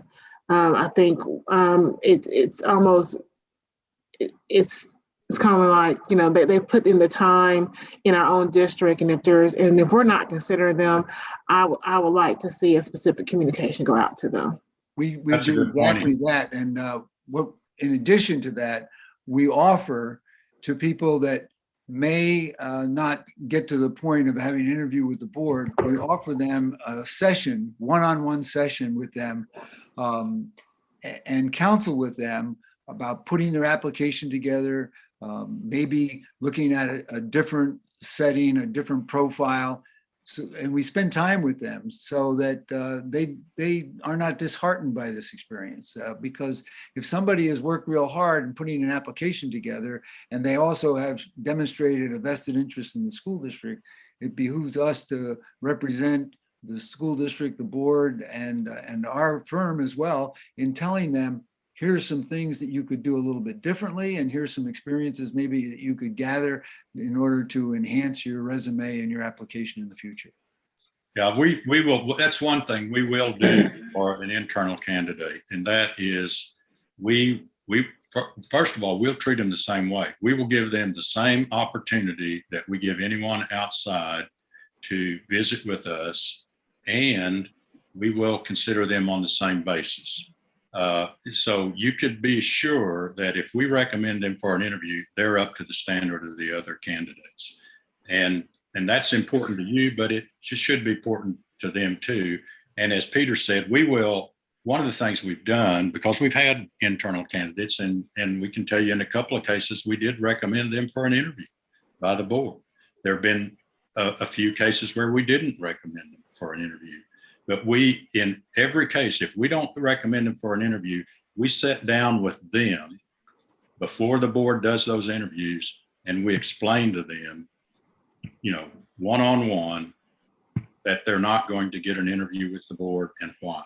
And then we offer them, when the process is over, to counsel them. As Peter said, we will go back and we will give them feedback to help them. In fact, this has happened before too, where we've done that. And we've sort of become mentors for some of those people and recommended them for other searches for superintendent positions where we felt like they met the qualifications better than where they were. So yeah, we're very sensitive that we just don't want you to let them feel that they don't have to go through the same standard, and we don't want the other candidates to feel they don't have to. You know, we agree. And Mr. Rice?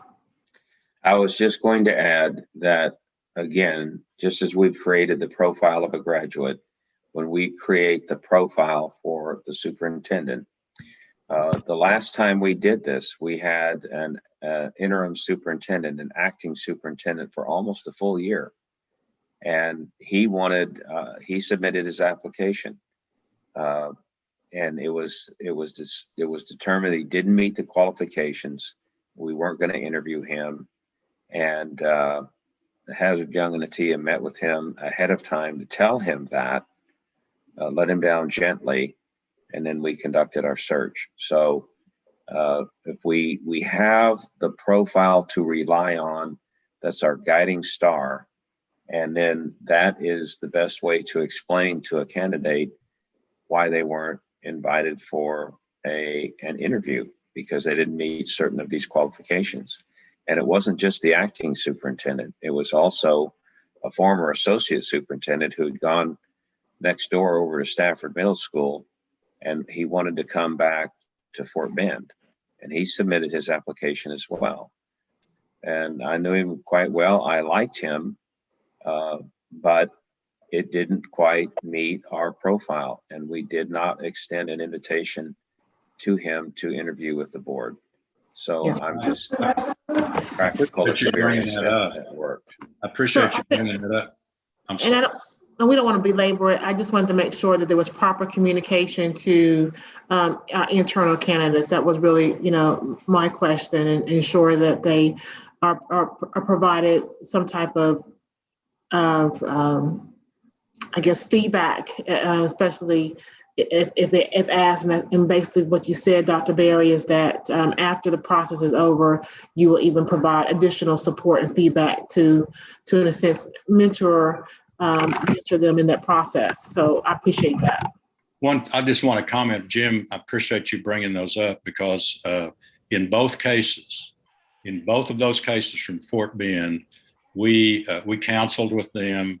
We met with them later, recommended them for candidacy in other superintendencies, which they got, and basically became mentors of theirs after that, throughout, some later times. So that was a good example of how we have worked with internal candidates who didn't get the job, didn't get an interview, in fact, in your case.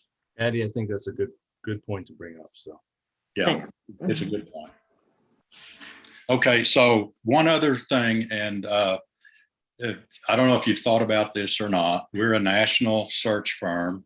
Our team has done these Texas searches, but we have the ability, maybe it's not a unique ability, but we have a lot of ability to do national searches. So what we'd like to know from you is, are you interested in a national search, or do you want to restrict it to Texas? And that doesn't really make any difference to us, except we can assure you, if you say you want a national search, we will consider candidates from out of state to consider for your best candidates. So I believe, and the board members can correct me if I'm wrong, I believe when we had a discussion and had the interviews for the search firm, the board expressed their ask to do a national search. Has that changed?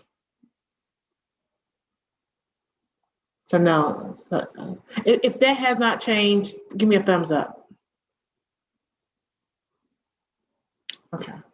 All right. So there you have it. We still remain steadfast on the fact that we want to do a national search. Thank you.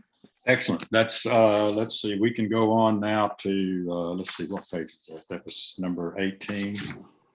Next slide.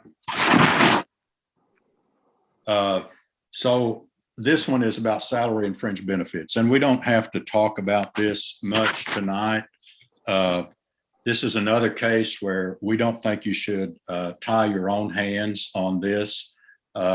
It's not necessary to go out there and put a range of salary and compensation at this point in time.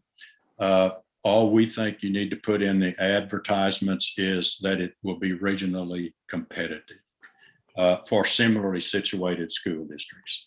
That leaves the process open for you at a later time to negotiate a contract based on the circumstances of the individual and of the district.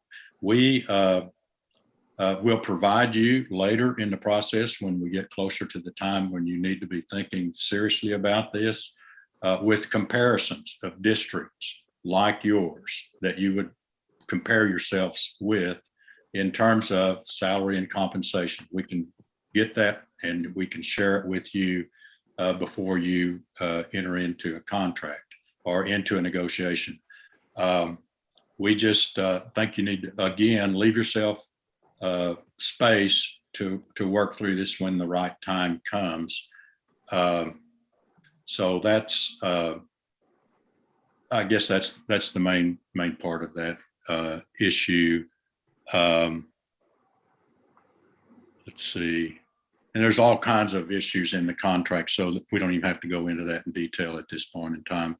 That includes, expenses to move and everything else, but that's all for another time. We just want to, the main thing we need to know right now is you're okay with, when we advertise a position, just say you are going to provide, in terms of compensation, regionally and competitive salary and benefit package for districts that are similarly situated. I would agree with that. Everybody okay? Yes, that's easy. Okay. Let's see. Next one is, okay, this is advertising, and this is should be fairly easy. We will advertise this. First of all, it's going to be on our website, may already be on our website. We want it on your website, and we will make arrangements for it to be on the TASA website, Texas ISD, and we recommend a package that you will pay for other advertisements to get this out more widely spread, especially since you're interested in a national search. And that includes print in Education Week, other online showcases, AASA's job site, and links to major job boards. There's a package, there's 3 packages, and you'll see that on this slide. You see the lower cost one, the middle, and the higher. Based on districts like yours, we recommend the middle, the $3,025. That will cover all of the things that for districts like yours, that we recommend and advertise. And it's quite not only adequate, it's successful. It's a good way to get it out there, and there's no need in spending twice as much money for very little more.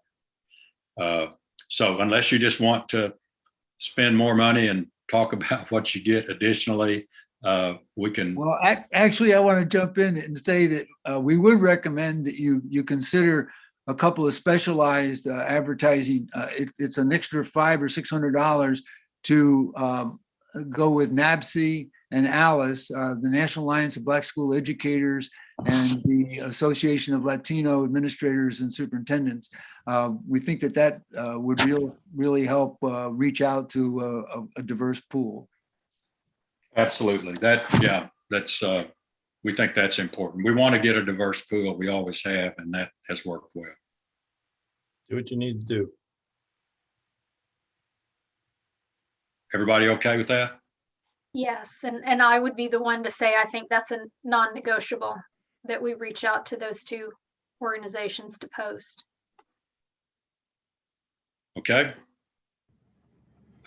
We can move on then. Okay. The next slide is mine, and it's really again about what was brought up earlier about communications, keeping your website very much up to date. We will have the online survey. I know that you've started a web page on your website. It's important that we actually have a button on the front page of your website and that says Superintendent Search, in which someone can go to that page, also link to the application. It will give the calendar that we're going to develop in a few minutes. It will announce invitations to open meetings, and it will share the leadership profile when that's actually finalized and approved by you. Again, a link for that. So your communications and marketing person that you wish for us to be the point person on this, who is that?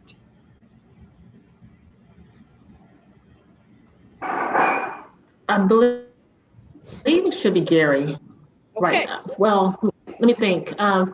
So can you go back to the site, to the page, so I can see exactly what you're asking? It's the person that would be our communications person to make sure that the communication to the public and to the applicants is out there front and center from your website. So no, that will be, we will give you a name, but I believe her name is Sherry. I believe her name is Sherry or Veronica. So let me get back to you on that answer. That would be great. Thank you very much. It's important that, again, everything is up to date, and we want to do this on your behalf. We also need a board liaison for any issues that would come up with the media. And I don't know what your policy says. I'm assuming that perhaps that would be the board president, that if there's media questions, it goes to you. But if you have another process you want us to use, we would respond about process issues, but any other questions would go to the board president. That's correct. Okay, that sounds like the way we would do it.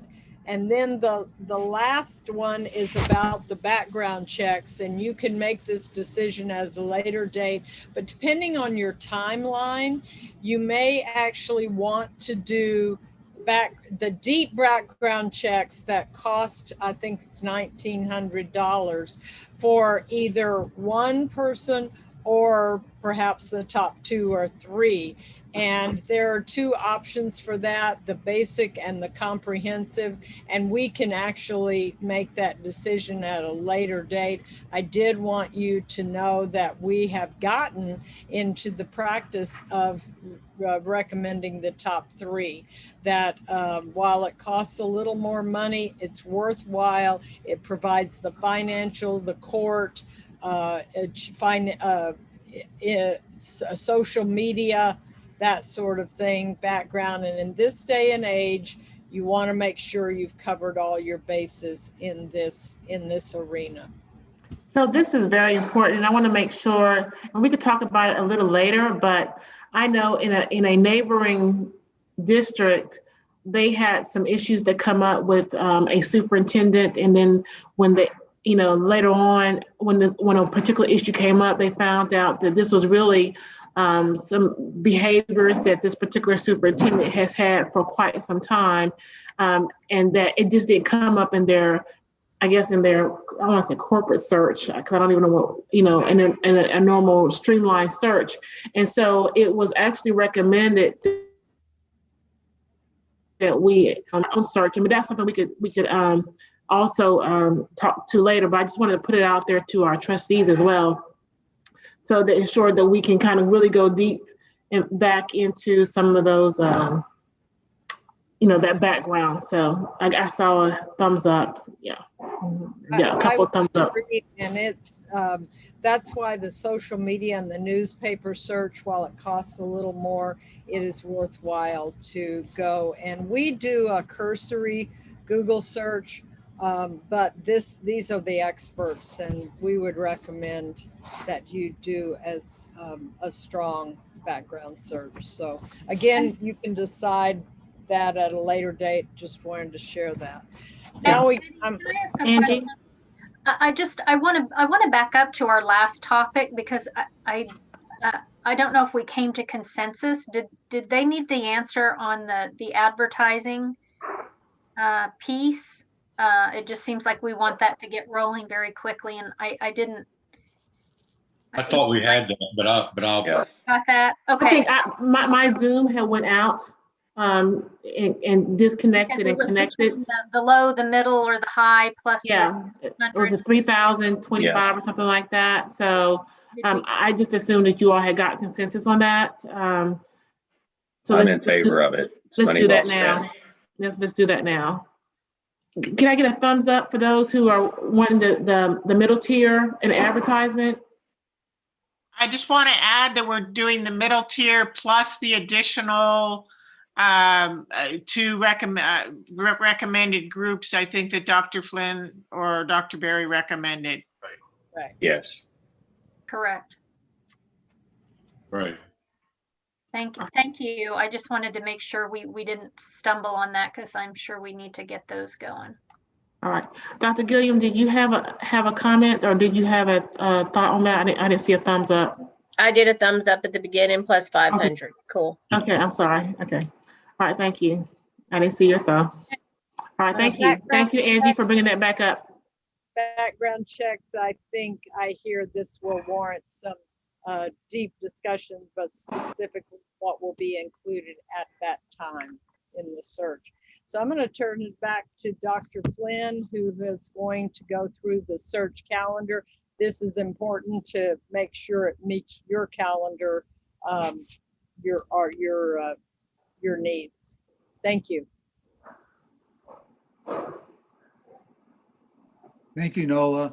Members of the board, we sent this to you. We also sent you a single page copy that's a little bit bigger, a little bit easier to read than the one that's being projected on your screen.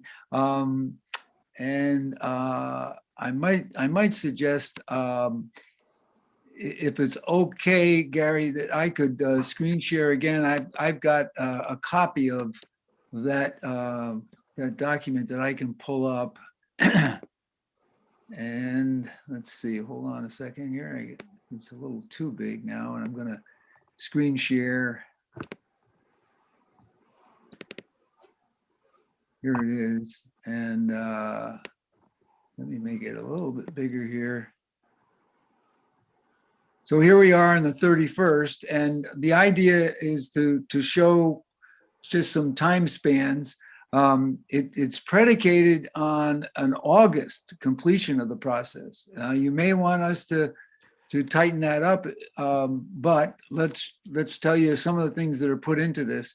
So tonight's the planning meeting, the formal position announcement tomorrow on our website, and the advertising begins with that because we get 18,000 hits a month on our website because we list all the superintendent vacancies, whether we're doing the search or not. The applications will be set up to receive applications within the next couple of days. The letter of agreement, I believe, was signed Monday night at your board meeting. And so we're all set to go with that. The online survey will open the next couple of days in English and Spanish. We're suggesting that we do stakeholder engagement interviews on April 13th, 14th, and 15th. And we'll spend at least 2 full days and maybe an additional half day, depending upon the need for pulling groups together. And during that time, we can have as many as 8 time slots with at least 2 or 3 of us working, which means we can do a lot of meetings in a short period of time and accommodate a lot of people. And so if there's any special needs beyond that, we can always make accommodations to arrange that, as Lisa talked about earlier. But the idea is to bring you back a profile 10 days after these community engagement meetings take place. And the survey closes down on the 16th, so it's a day beyond the community engagement days.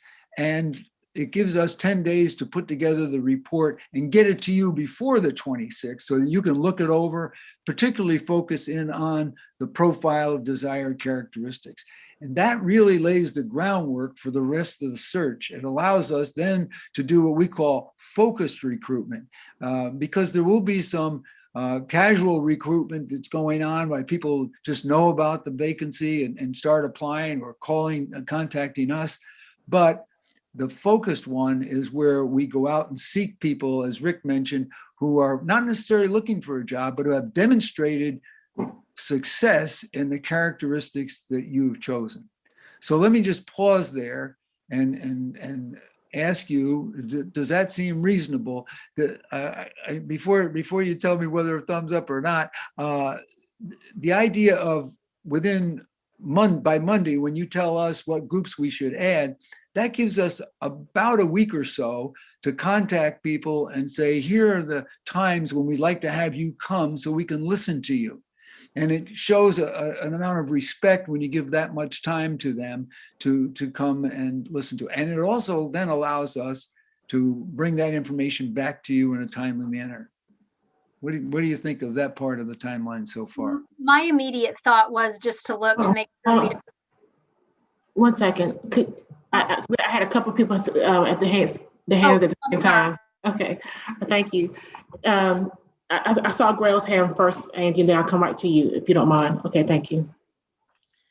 Okay, thank you, Addie and Angie. I know you can please add to what I'm saying. So I guess the one thing that crossed my mind when I looked at this calendar is that I do think the district should release a press release. Addie, I think you said you were doing something tomorrow, maybe a video or something, but I do think we should also be sure that the communications office puts out a district press release.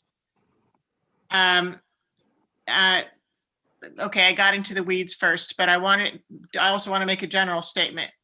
My general statement is I will be part of this search for the first half of it, but I am not returning as a trustee. Someone will be elected at the beginning of May to replace me. And so I'm just mentioning that so that you as a search firm are knowledgeable of that, and to recognize it's important we time the process in the right way so that I'm not involved in the interviews, but that the new trustee has already been sworn in and that new trustee would be part of the interviews. So Addie, go ahead. No, that's a good point. But I think if you pull back up the calendar of activities, the interviews are way after. I think the May timeframe, I believe, is their time to review and look at the candidates that they're receiving, is my understanding. So where Ms. James, where you will fall in is really helping us to build that profile in order for us to, do a good search and get the good candidate. So I think the interviews are going to be in June. So I think we're okay there. Excellent. I think you're right, Addie. I just wanted to be sure the search firm members knew that, and that because I know will be talking to candidates, and that's an important piece to recognize for the team, that I will be transitioning out and someone else will be transitioning in. So I just wanted to say that. And then I guess the other obvious thing that I realize on this calendar with regard to the April 26th leadership profile report, that's a very important night and that's a very important report. We currently have a board meeting scheduled that night, a regular board meeting. So Ms. Helliger, we need to think about if we want to try to tackle the leadership profile that same night, or if we need to consider a different day of the week to later that week or something to handle that. And I know it's a difficult week because it's the week right before the election as well. So I'm just bringing that up as a point of conversation, and that I'll let someone else ask questions after this. I think. Yeah, if I could just respond, Grail, I think that's an important point. However, I think having the board discuss the profile at a regular meeting when people might be watching is really good for reinforcing the fact that people were listened to and their thoughts became part of this profile. It takes about, typically, we've done it as quickly as 20 minutes, but it usually takes 30 to 40 minutes at a board meeting where the board can look at it and modify the profile. Now, having said that, you will get the profile well before the 26th. Whenever your packets usually go out, that's when the profile, the leadership profile report will be in your board packet. So you'll have plenty of time to look at that before the board meeting. And as I said, it may take 30 to 40 minutes of the board's discussion, because the main focus of the discussion is going to be what do these characteristics look like and what should they be? Very good. And I think we have enough time to adjust the agenda, and I don't have the proposed agenda in front of me at this time, but we'll take a look at that and make those adjustments as needed. Ms. Hannah? I was just going to ask if it's Ms. Sofer or whoever is going to be the person that works with communication, the 13th, 14th, and 15th that I looked at, I just, as we're looking at stakeholder groups, it's really important to me that we look to make sure there aren't any EOCs where teachers, they don't want to be part of a conversation on a day where they were a test proctor, or I know the 13th is the beginning of Ramadan, which is very important to very many people in our community. It's the first day. And so maybe evening time wouldn't be good as they break their fast. I mean, there are some things about those days. I think it's important that we strategically invite groups that don't have conflicts, because we don't want to inhibit anyone from being an active member that might want to do that. Right. Yeah, I agree. That's And an one of those interesting days, point. it looked like a teacher of the year thing in the evening Okay. on my calendar. So we'll rely on Ms. Sofer and your communications director and any other staff that might be able to advise us in that regard. And we have some flexibility. We have flexibility to move that to different days of that week and work around. yeah, I don't want to hold things up. But I do think it's important that we look at several different things that impact teachers and the people that are important to us in our community. Thank you. Okay. Very good points. All right. Mr. Rice? Thank you, Ms. Helliger. I think the calendar is fine. It pushes it out to August, but I think we need to take the time that is necessary to find the best candidate. I think you, Rick, you guys can go faster than we can. And we're just going to have to be flexible with some of these dates to make sure that we can incorporate them. I agree with Ms. Hannon's comments about making sure we accommodate all the groups, but we just need to hurry every chance we get. Thank you. And if you go back to the calendar, please, I want to make sure because we normally meet on Monday nights, and I see Tuesday nights. Not to say that we can't, but I just want to make sure that everyone on here, all the board members, put these dates in their calendars and make the necessary adjustments so that we can meet that. And if there's something that stands out that is just a non-negotiable for you guys, please let us know so that we can make adjustments to that calendar. Ms. James? Yeah, I also just realized, well, I noticed this earlier, the June 4th and 5th dates, those we actually have high school graduations those days. And we do that entire week. So that needs to be looked at and possibly moved because we'll have graduations depending on the time of day of the interviews. But I know those 2 days we do have them. Right, and we have our graduations are 8 in the morning and 8 in the evening. So what I would like to do is, if this calendar gets the thumbs up from everyone, I would like to submit this to our communications person so that they can do the entire scrub on this calendar and make any necessary highlights, adjustments to it, so that we can all be in compliance of the calendar and the action plan that we're setting forth. Okay, and I'm going to say that I don't even know what the Summer Leadership Institute is, but on the 16th of June, it's on my calendar. And so I'm going to say that whatever is on the calendar in front of me here is these are the most important dates, but there is a conflict there. And it looks like Shirley and Dave also have. So the Summer Leadership Institute is our TASB training that we go to every year. There's two of them that we have available to us this year. We have one that's going to be virtual, and then one that's going to be actually in San Antonio. So even if that particular weekend is the one that may conflict, we do have an opportunity to attend another SLI. Okay, thank you. Very good. Yeah, unless Jim has a conflict because he's the TASB president and he may have a conflict. I don't know. And that's true. Very good point. I will be in San Antonio on the 16th, but those are the preferred board interviews. Wow. Let me just check the calendar. Let's go ahead and take a look at it then, if that's the case. June Very 16th. June What? 16th. So June 16th is a Wednesday. And so you're going to be out from the 16th through the 20th for TASB. Is that correct, Mr. Rice? Yes, yes.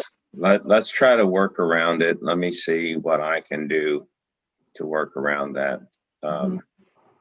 I think another suggestion, if I can jump in, but I'm just going to jump in and you can take it with a grain of salt because it's not my calendar.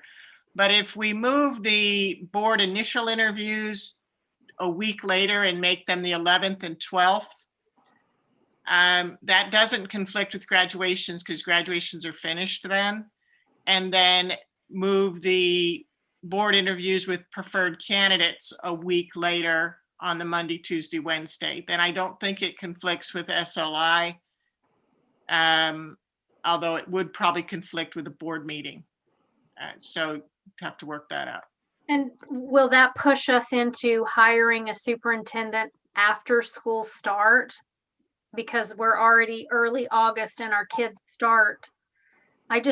I would love our goal to be to at least have somebody hired to say hello to our staff before their kids come. And I know that may not work, but I think. Well, I think it would still work with this calendar because when we announce the lone finalist on June 21st, that starts the 21 days. That person will be known in the community. I'm hopeful that we'll be able to introduce that person to the community at that time. It would have to move back. That date would have to move back. If you're going to move the week, so move that June 21st back a week to the 28th. Because if you're moving the week of June 14th, 15th, and 16th back to the 22nd, 23rd, 24th, it's just that pursue the preferred applicant would be a week as well. You're right. So the 29th. Right, Addie. So then that would get us to, but still the 21-day waiting period would be over by the middle of July. So I still think the 1st of August is a reasonable start time. And in many cases, and I know you'll be flexible, perhaps the person is only able to come for a week and then they've got to move, or 3 days a week, but they can officially be named as the superintendent and do convocation and that sort of thing. I'm sorry to interrupt. Rick, do we have this calendar? Have you emailed it to us already? Yes. Okay, Yes, so I will have. Yeah, we sent the calendar to you last Friday on a separate sheet like this, but we'll work on these things that you pointed out as conflicts. We've got plenty of time to change this. Just to point out a couple of little things here. Down here where we talk third-party background checks, we've already talked about that, and due diligence. We highly recommend a site visit for a couple of members of the board to go to the school district of the candidate being considered, and to do that before announcing the lone finalist. We also highly recommend that the background check be done, and that those board members who don't go on the site visit make reference checks. So that's what this is all about, these additional reference checks. So it takes a few days to do all that between the time when you conclude and decide upon a preferred person that you're pursuing and the time of announcing the lone finalist. So we'll keep all that in mind, but we understand that there are some apparent conflicts that we need to deal with, and let us go back to the drawing board a little bit on particularly on the last half of this calendar, and present some more dates to you at a very near future. All right, very good. Thank you. And we'll also just scrub it again with our communications department as well. Yeah, we made note to do that so that they can give us a heads up on any things that we should stay away from in terms of conflicts that would involve board members. And so just to be clear with Jim though, if we leave it at the 14th, 15th, and 16th, you said you were going to check on those dates, Jim, or Yeah. no? I am looking at it. I'm looking for the calendar right now. Okay. I have a lot of things on my calendar and some obligations, you know, so I will check.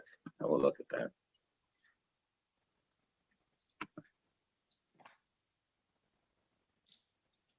Okay, very good. Okay. What's next on the agenda? Okay, so I thank you. I'll stop sharing my screen. I think we're coming down the home stretch, if I'm not mistaken. I'm going to turn it over to Nola. Yes, we have a list of items that we have gone through tonight. And I think the one thing, and we've gotten your consensus very clearly, and we appreciate, first of all, we really appreciate you doing the meeting by Zoom tonight, because it allows us to see your faces. And when you're all in a room, it's hard to be on the other side of the camera. So I appreciate it. We all do. Allowing the process to proceed. This is the process that works. And can you hear me? There's an echo that's happening. I'm not quite sure why. Peter or Rick, you want to do this slide if I'm having trouble with my internet?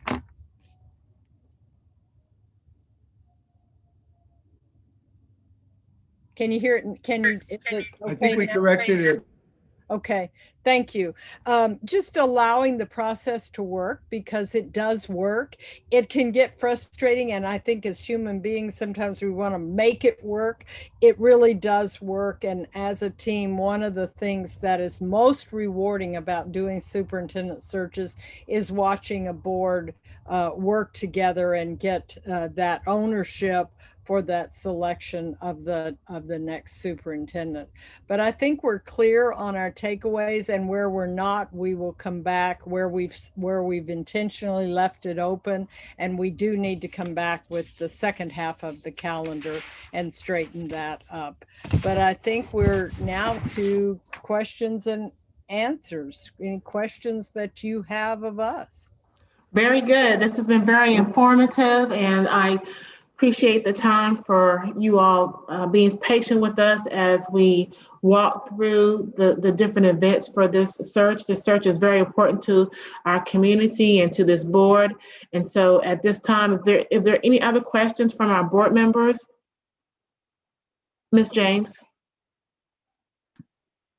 I just wanted to ask, I guess you, Ms. Helliger, or maybe the search team, if I don't have a question right now, but if I have one in the future, what's our protocol for handling questions that might come up, or anything that we would want to know? How do we communicate, and then how does we get the information? If I ask a question, how does the information get to the rest of the board? Thank you. And the last slide has our contact information, so you can text us, call us on our cell phones. You can email us. Any questions that any board member asks, we'll share with all the board. Okay, all right, because I was going to say, if you asked a question with, who is the key contact for HYA? Is it you, Peter? Are you the key contact? We all want to be available to you, but if you want to contact me, that's fine. But we all have our cell phone numbers up there. I'd be glad to talk to anybody that calls me and answer your questions as best I can. I might need some help, and if I do, I'll ask Rick or Nola or Lisa, and we'll put our heads together. But yeah, I think it's helpful. I think it's helpful to have a key contact, though. So Ms. Helger, I would say Peter typically serves as that main point of contact.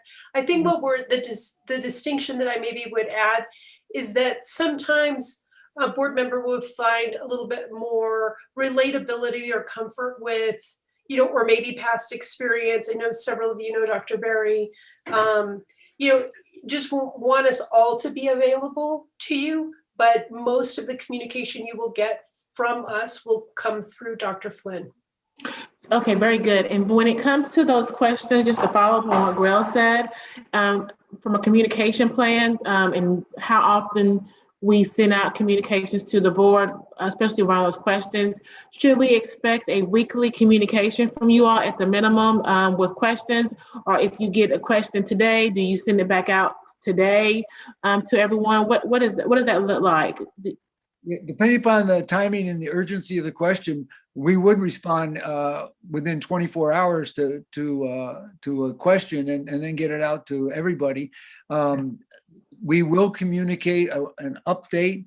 We'll start out weekly. There'll be a time period when we're doing the recruitment when there won't be that much to communicate except what we're doing, and we'll even if it's a brief communication, we'll get something to you no more than 7 to 10 days. But again, we will be available to you. You'll find out that we pick up our phones, and we have if we have your cell phone numbers, that will be helpful, because that way we'll know who's calling us. And we do have a couple of your cell phone numbers, I think, already. And we'd be glad to respond very quickly to your phone calls. Okay, very good. I think definitely it would help if we, let me ask a question. Is there, on the portal, is there also a message board or communication portal on there as well? I'm just curious. Yeah. Okay. I was just curious. I don't think we could use that because we would have to have it posted as a meeting. So no, that's not what I was referring to. I was referring to if he wanted to put all the questions or something like that to it. That's what I'm sharing. Oh, that's a good idea. We could keep a running record of the questions that we've been asked, and we could list that on the profile. We could do that, sure. Or we could also put it as part of an update that we would send you on a weekly or 10-day basis. Yeah, so that way people can refer back to it and not necessarily have to, sift through emails. And just a thought. That's a good idea. And I know you showed us the portal, but you're going to, and I read the 3 different emails with the different attachments, but I didn't see that. Are you sending us that? Yeah, tomorrow we'll have the office. I'll give the office your emails, and they will send you information about linking onto the portal. And so that will be sent directly to you within the next couple of days. So you'll have access to the portal. That should be really easy to click on. If you have any trouble at all, then there's something, like every so often there's somebody whose link is just kind of off. So if you have any trouble at all, give us a ping and we'll make sure to get it right.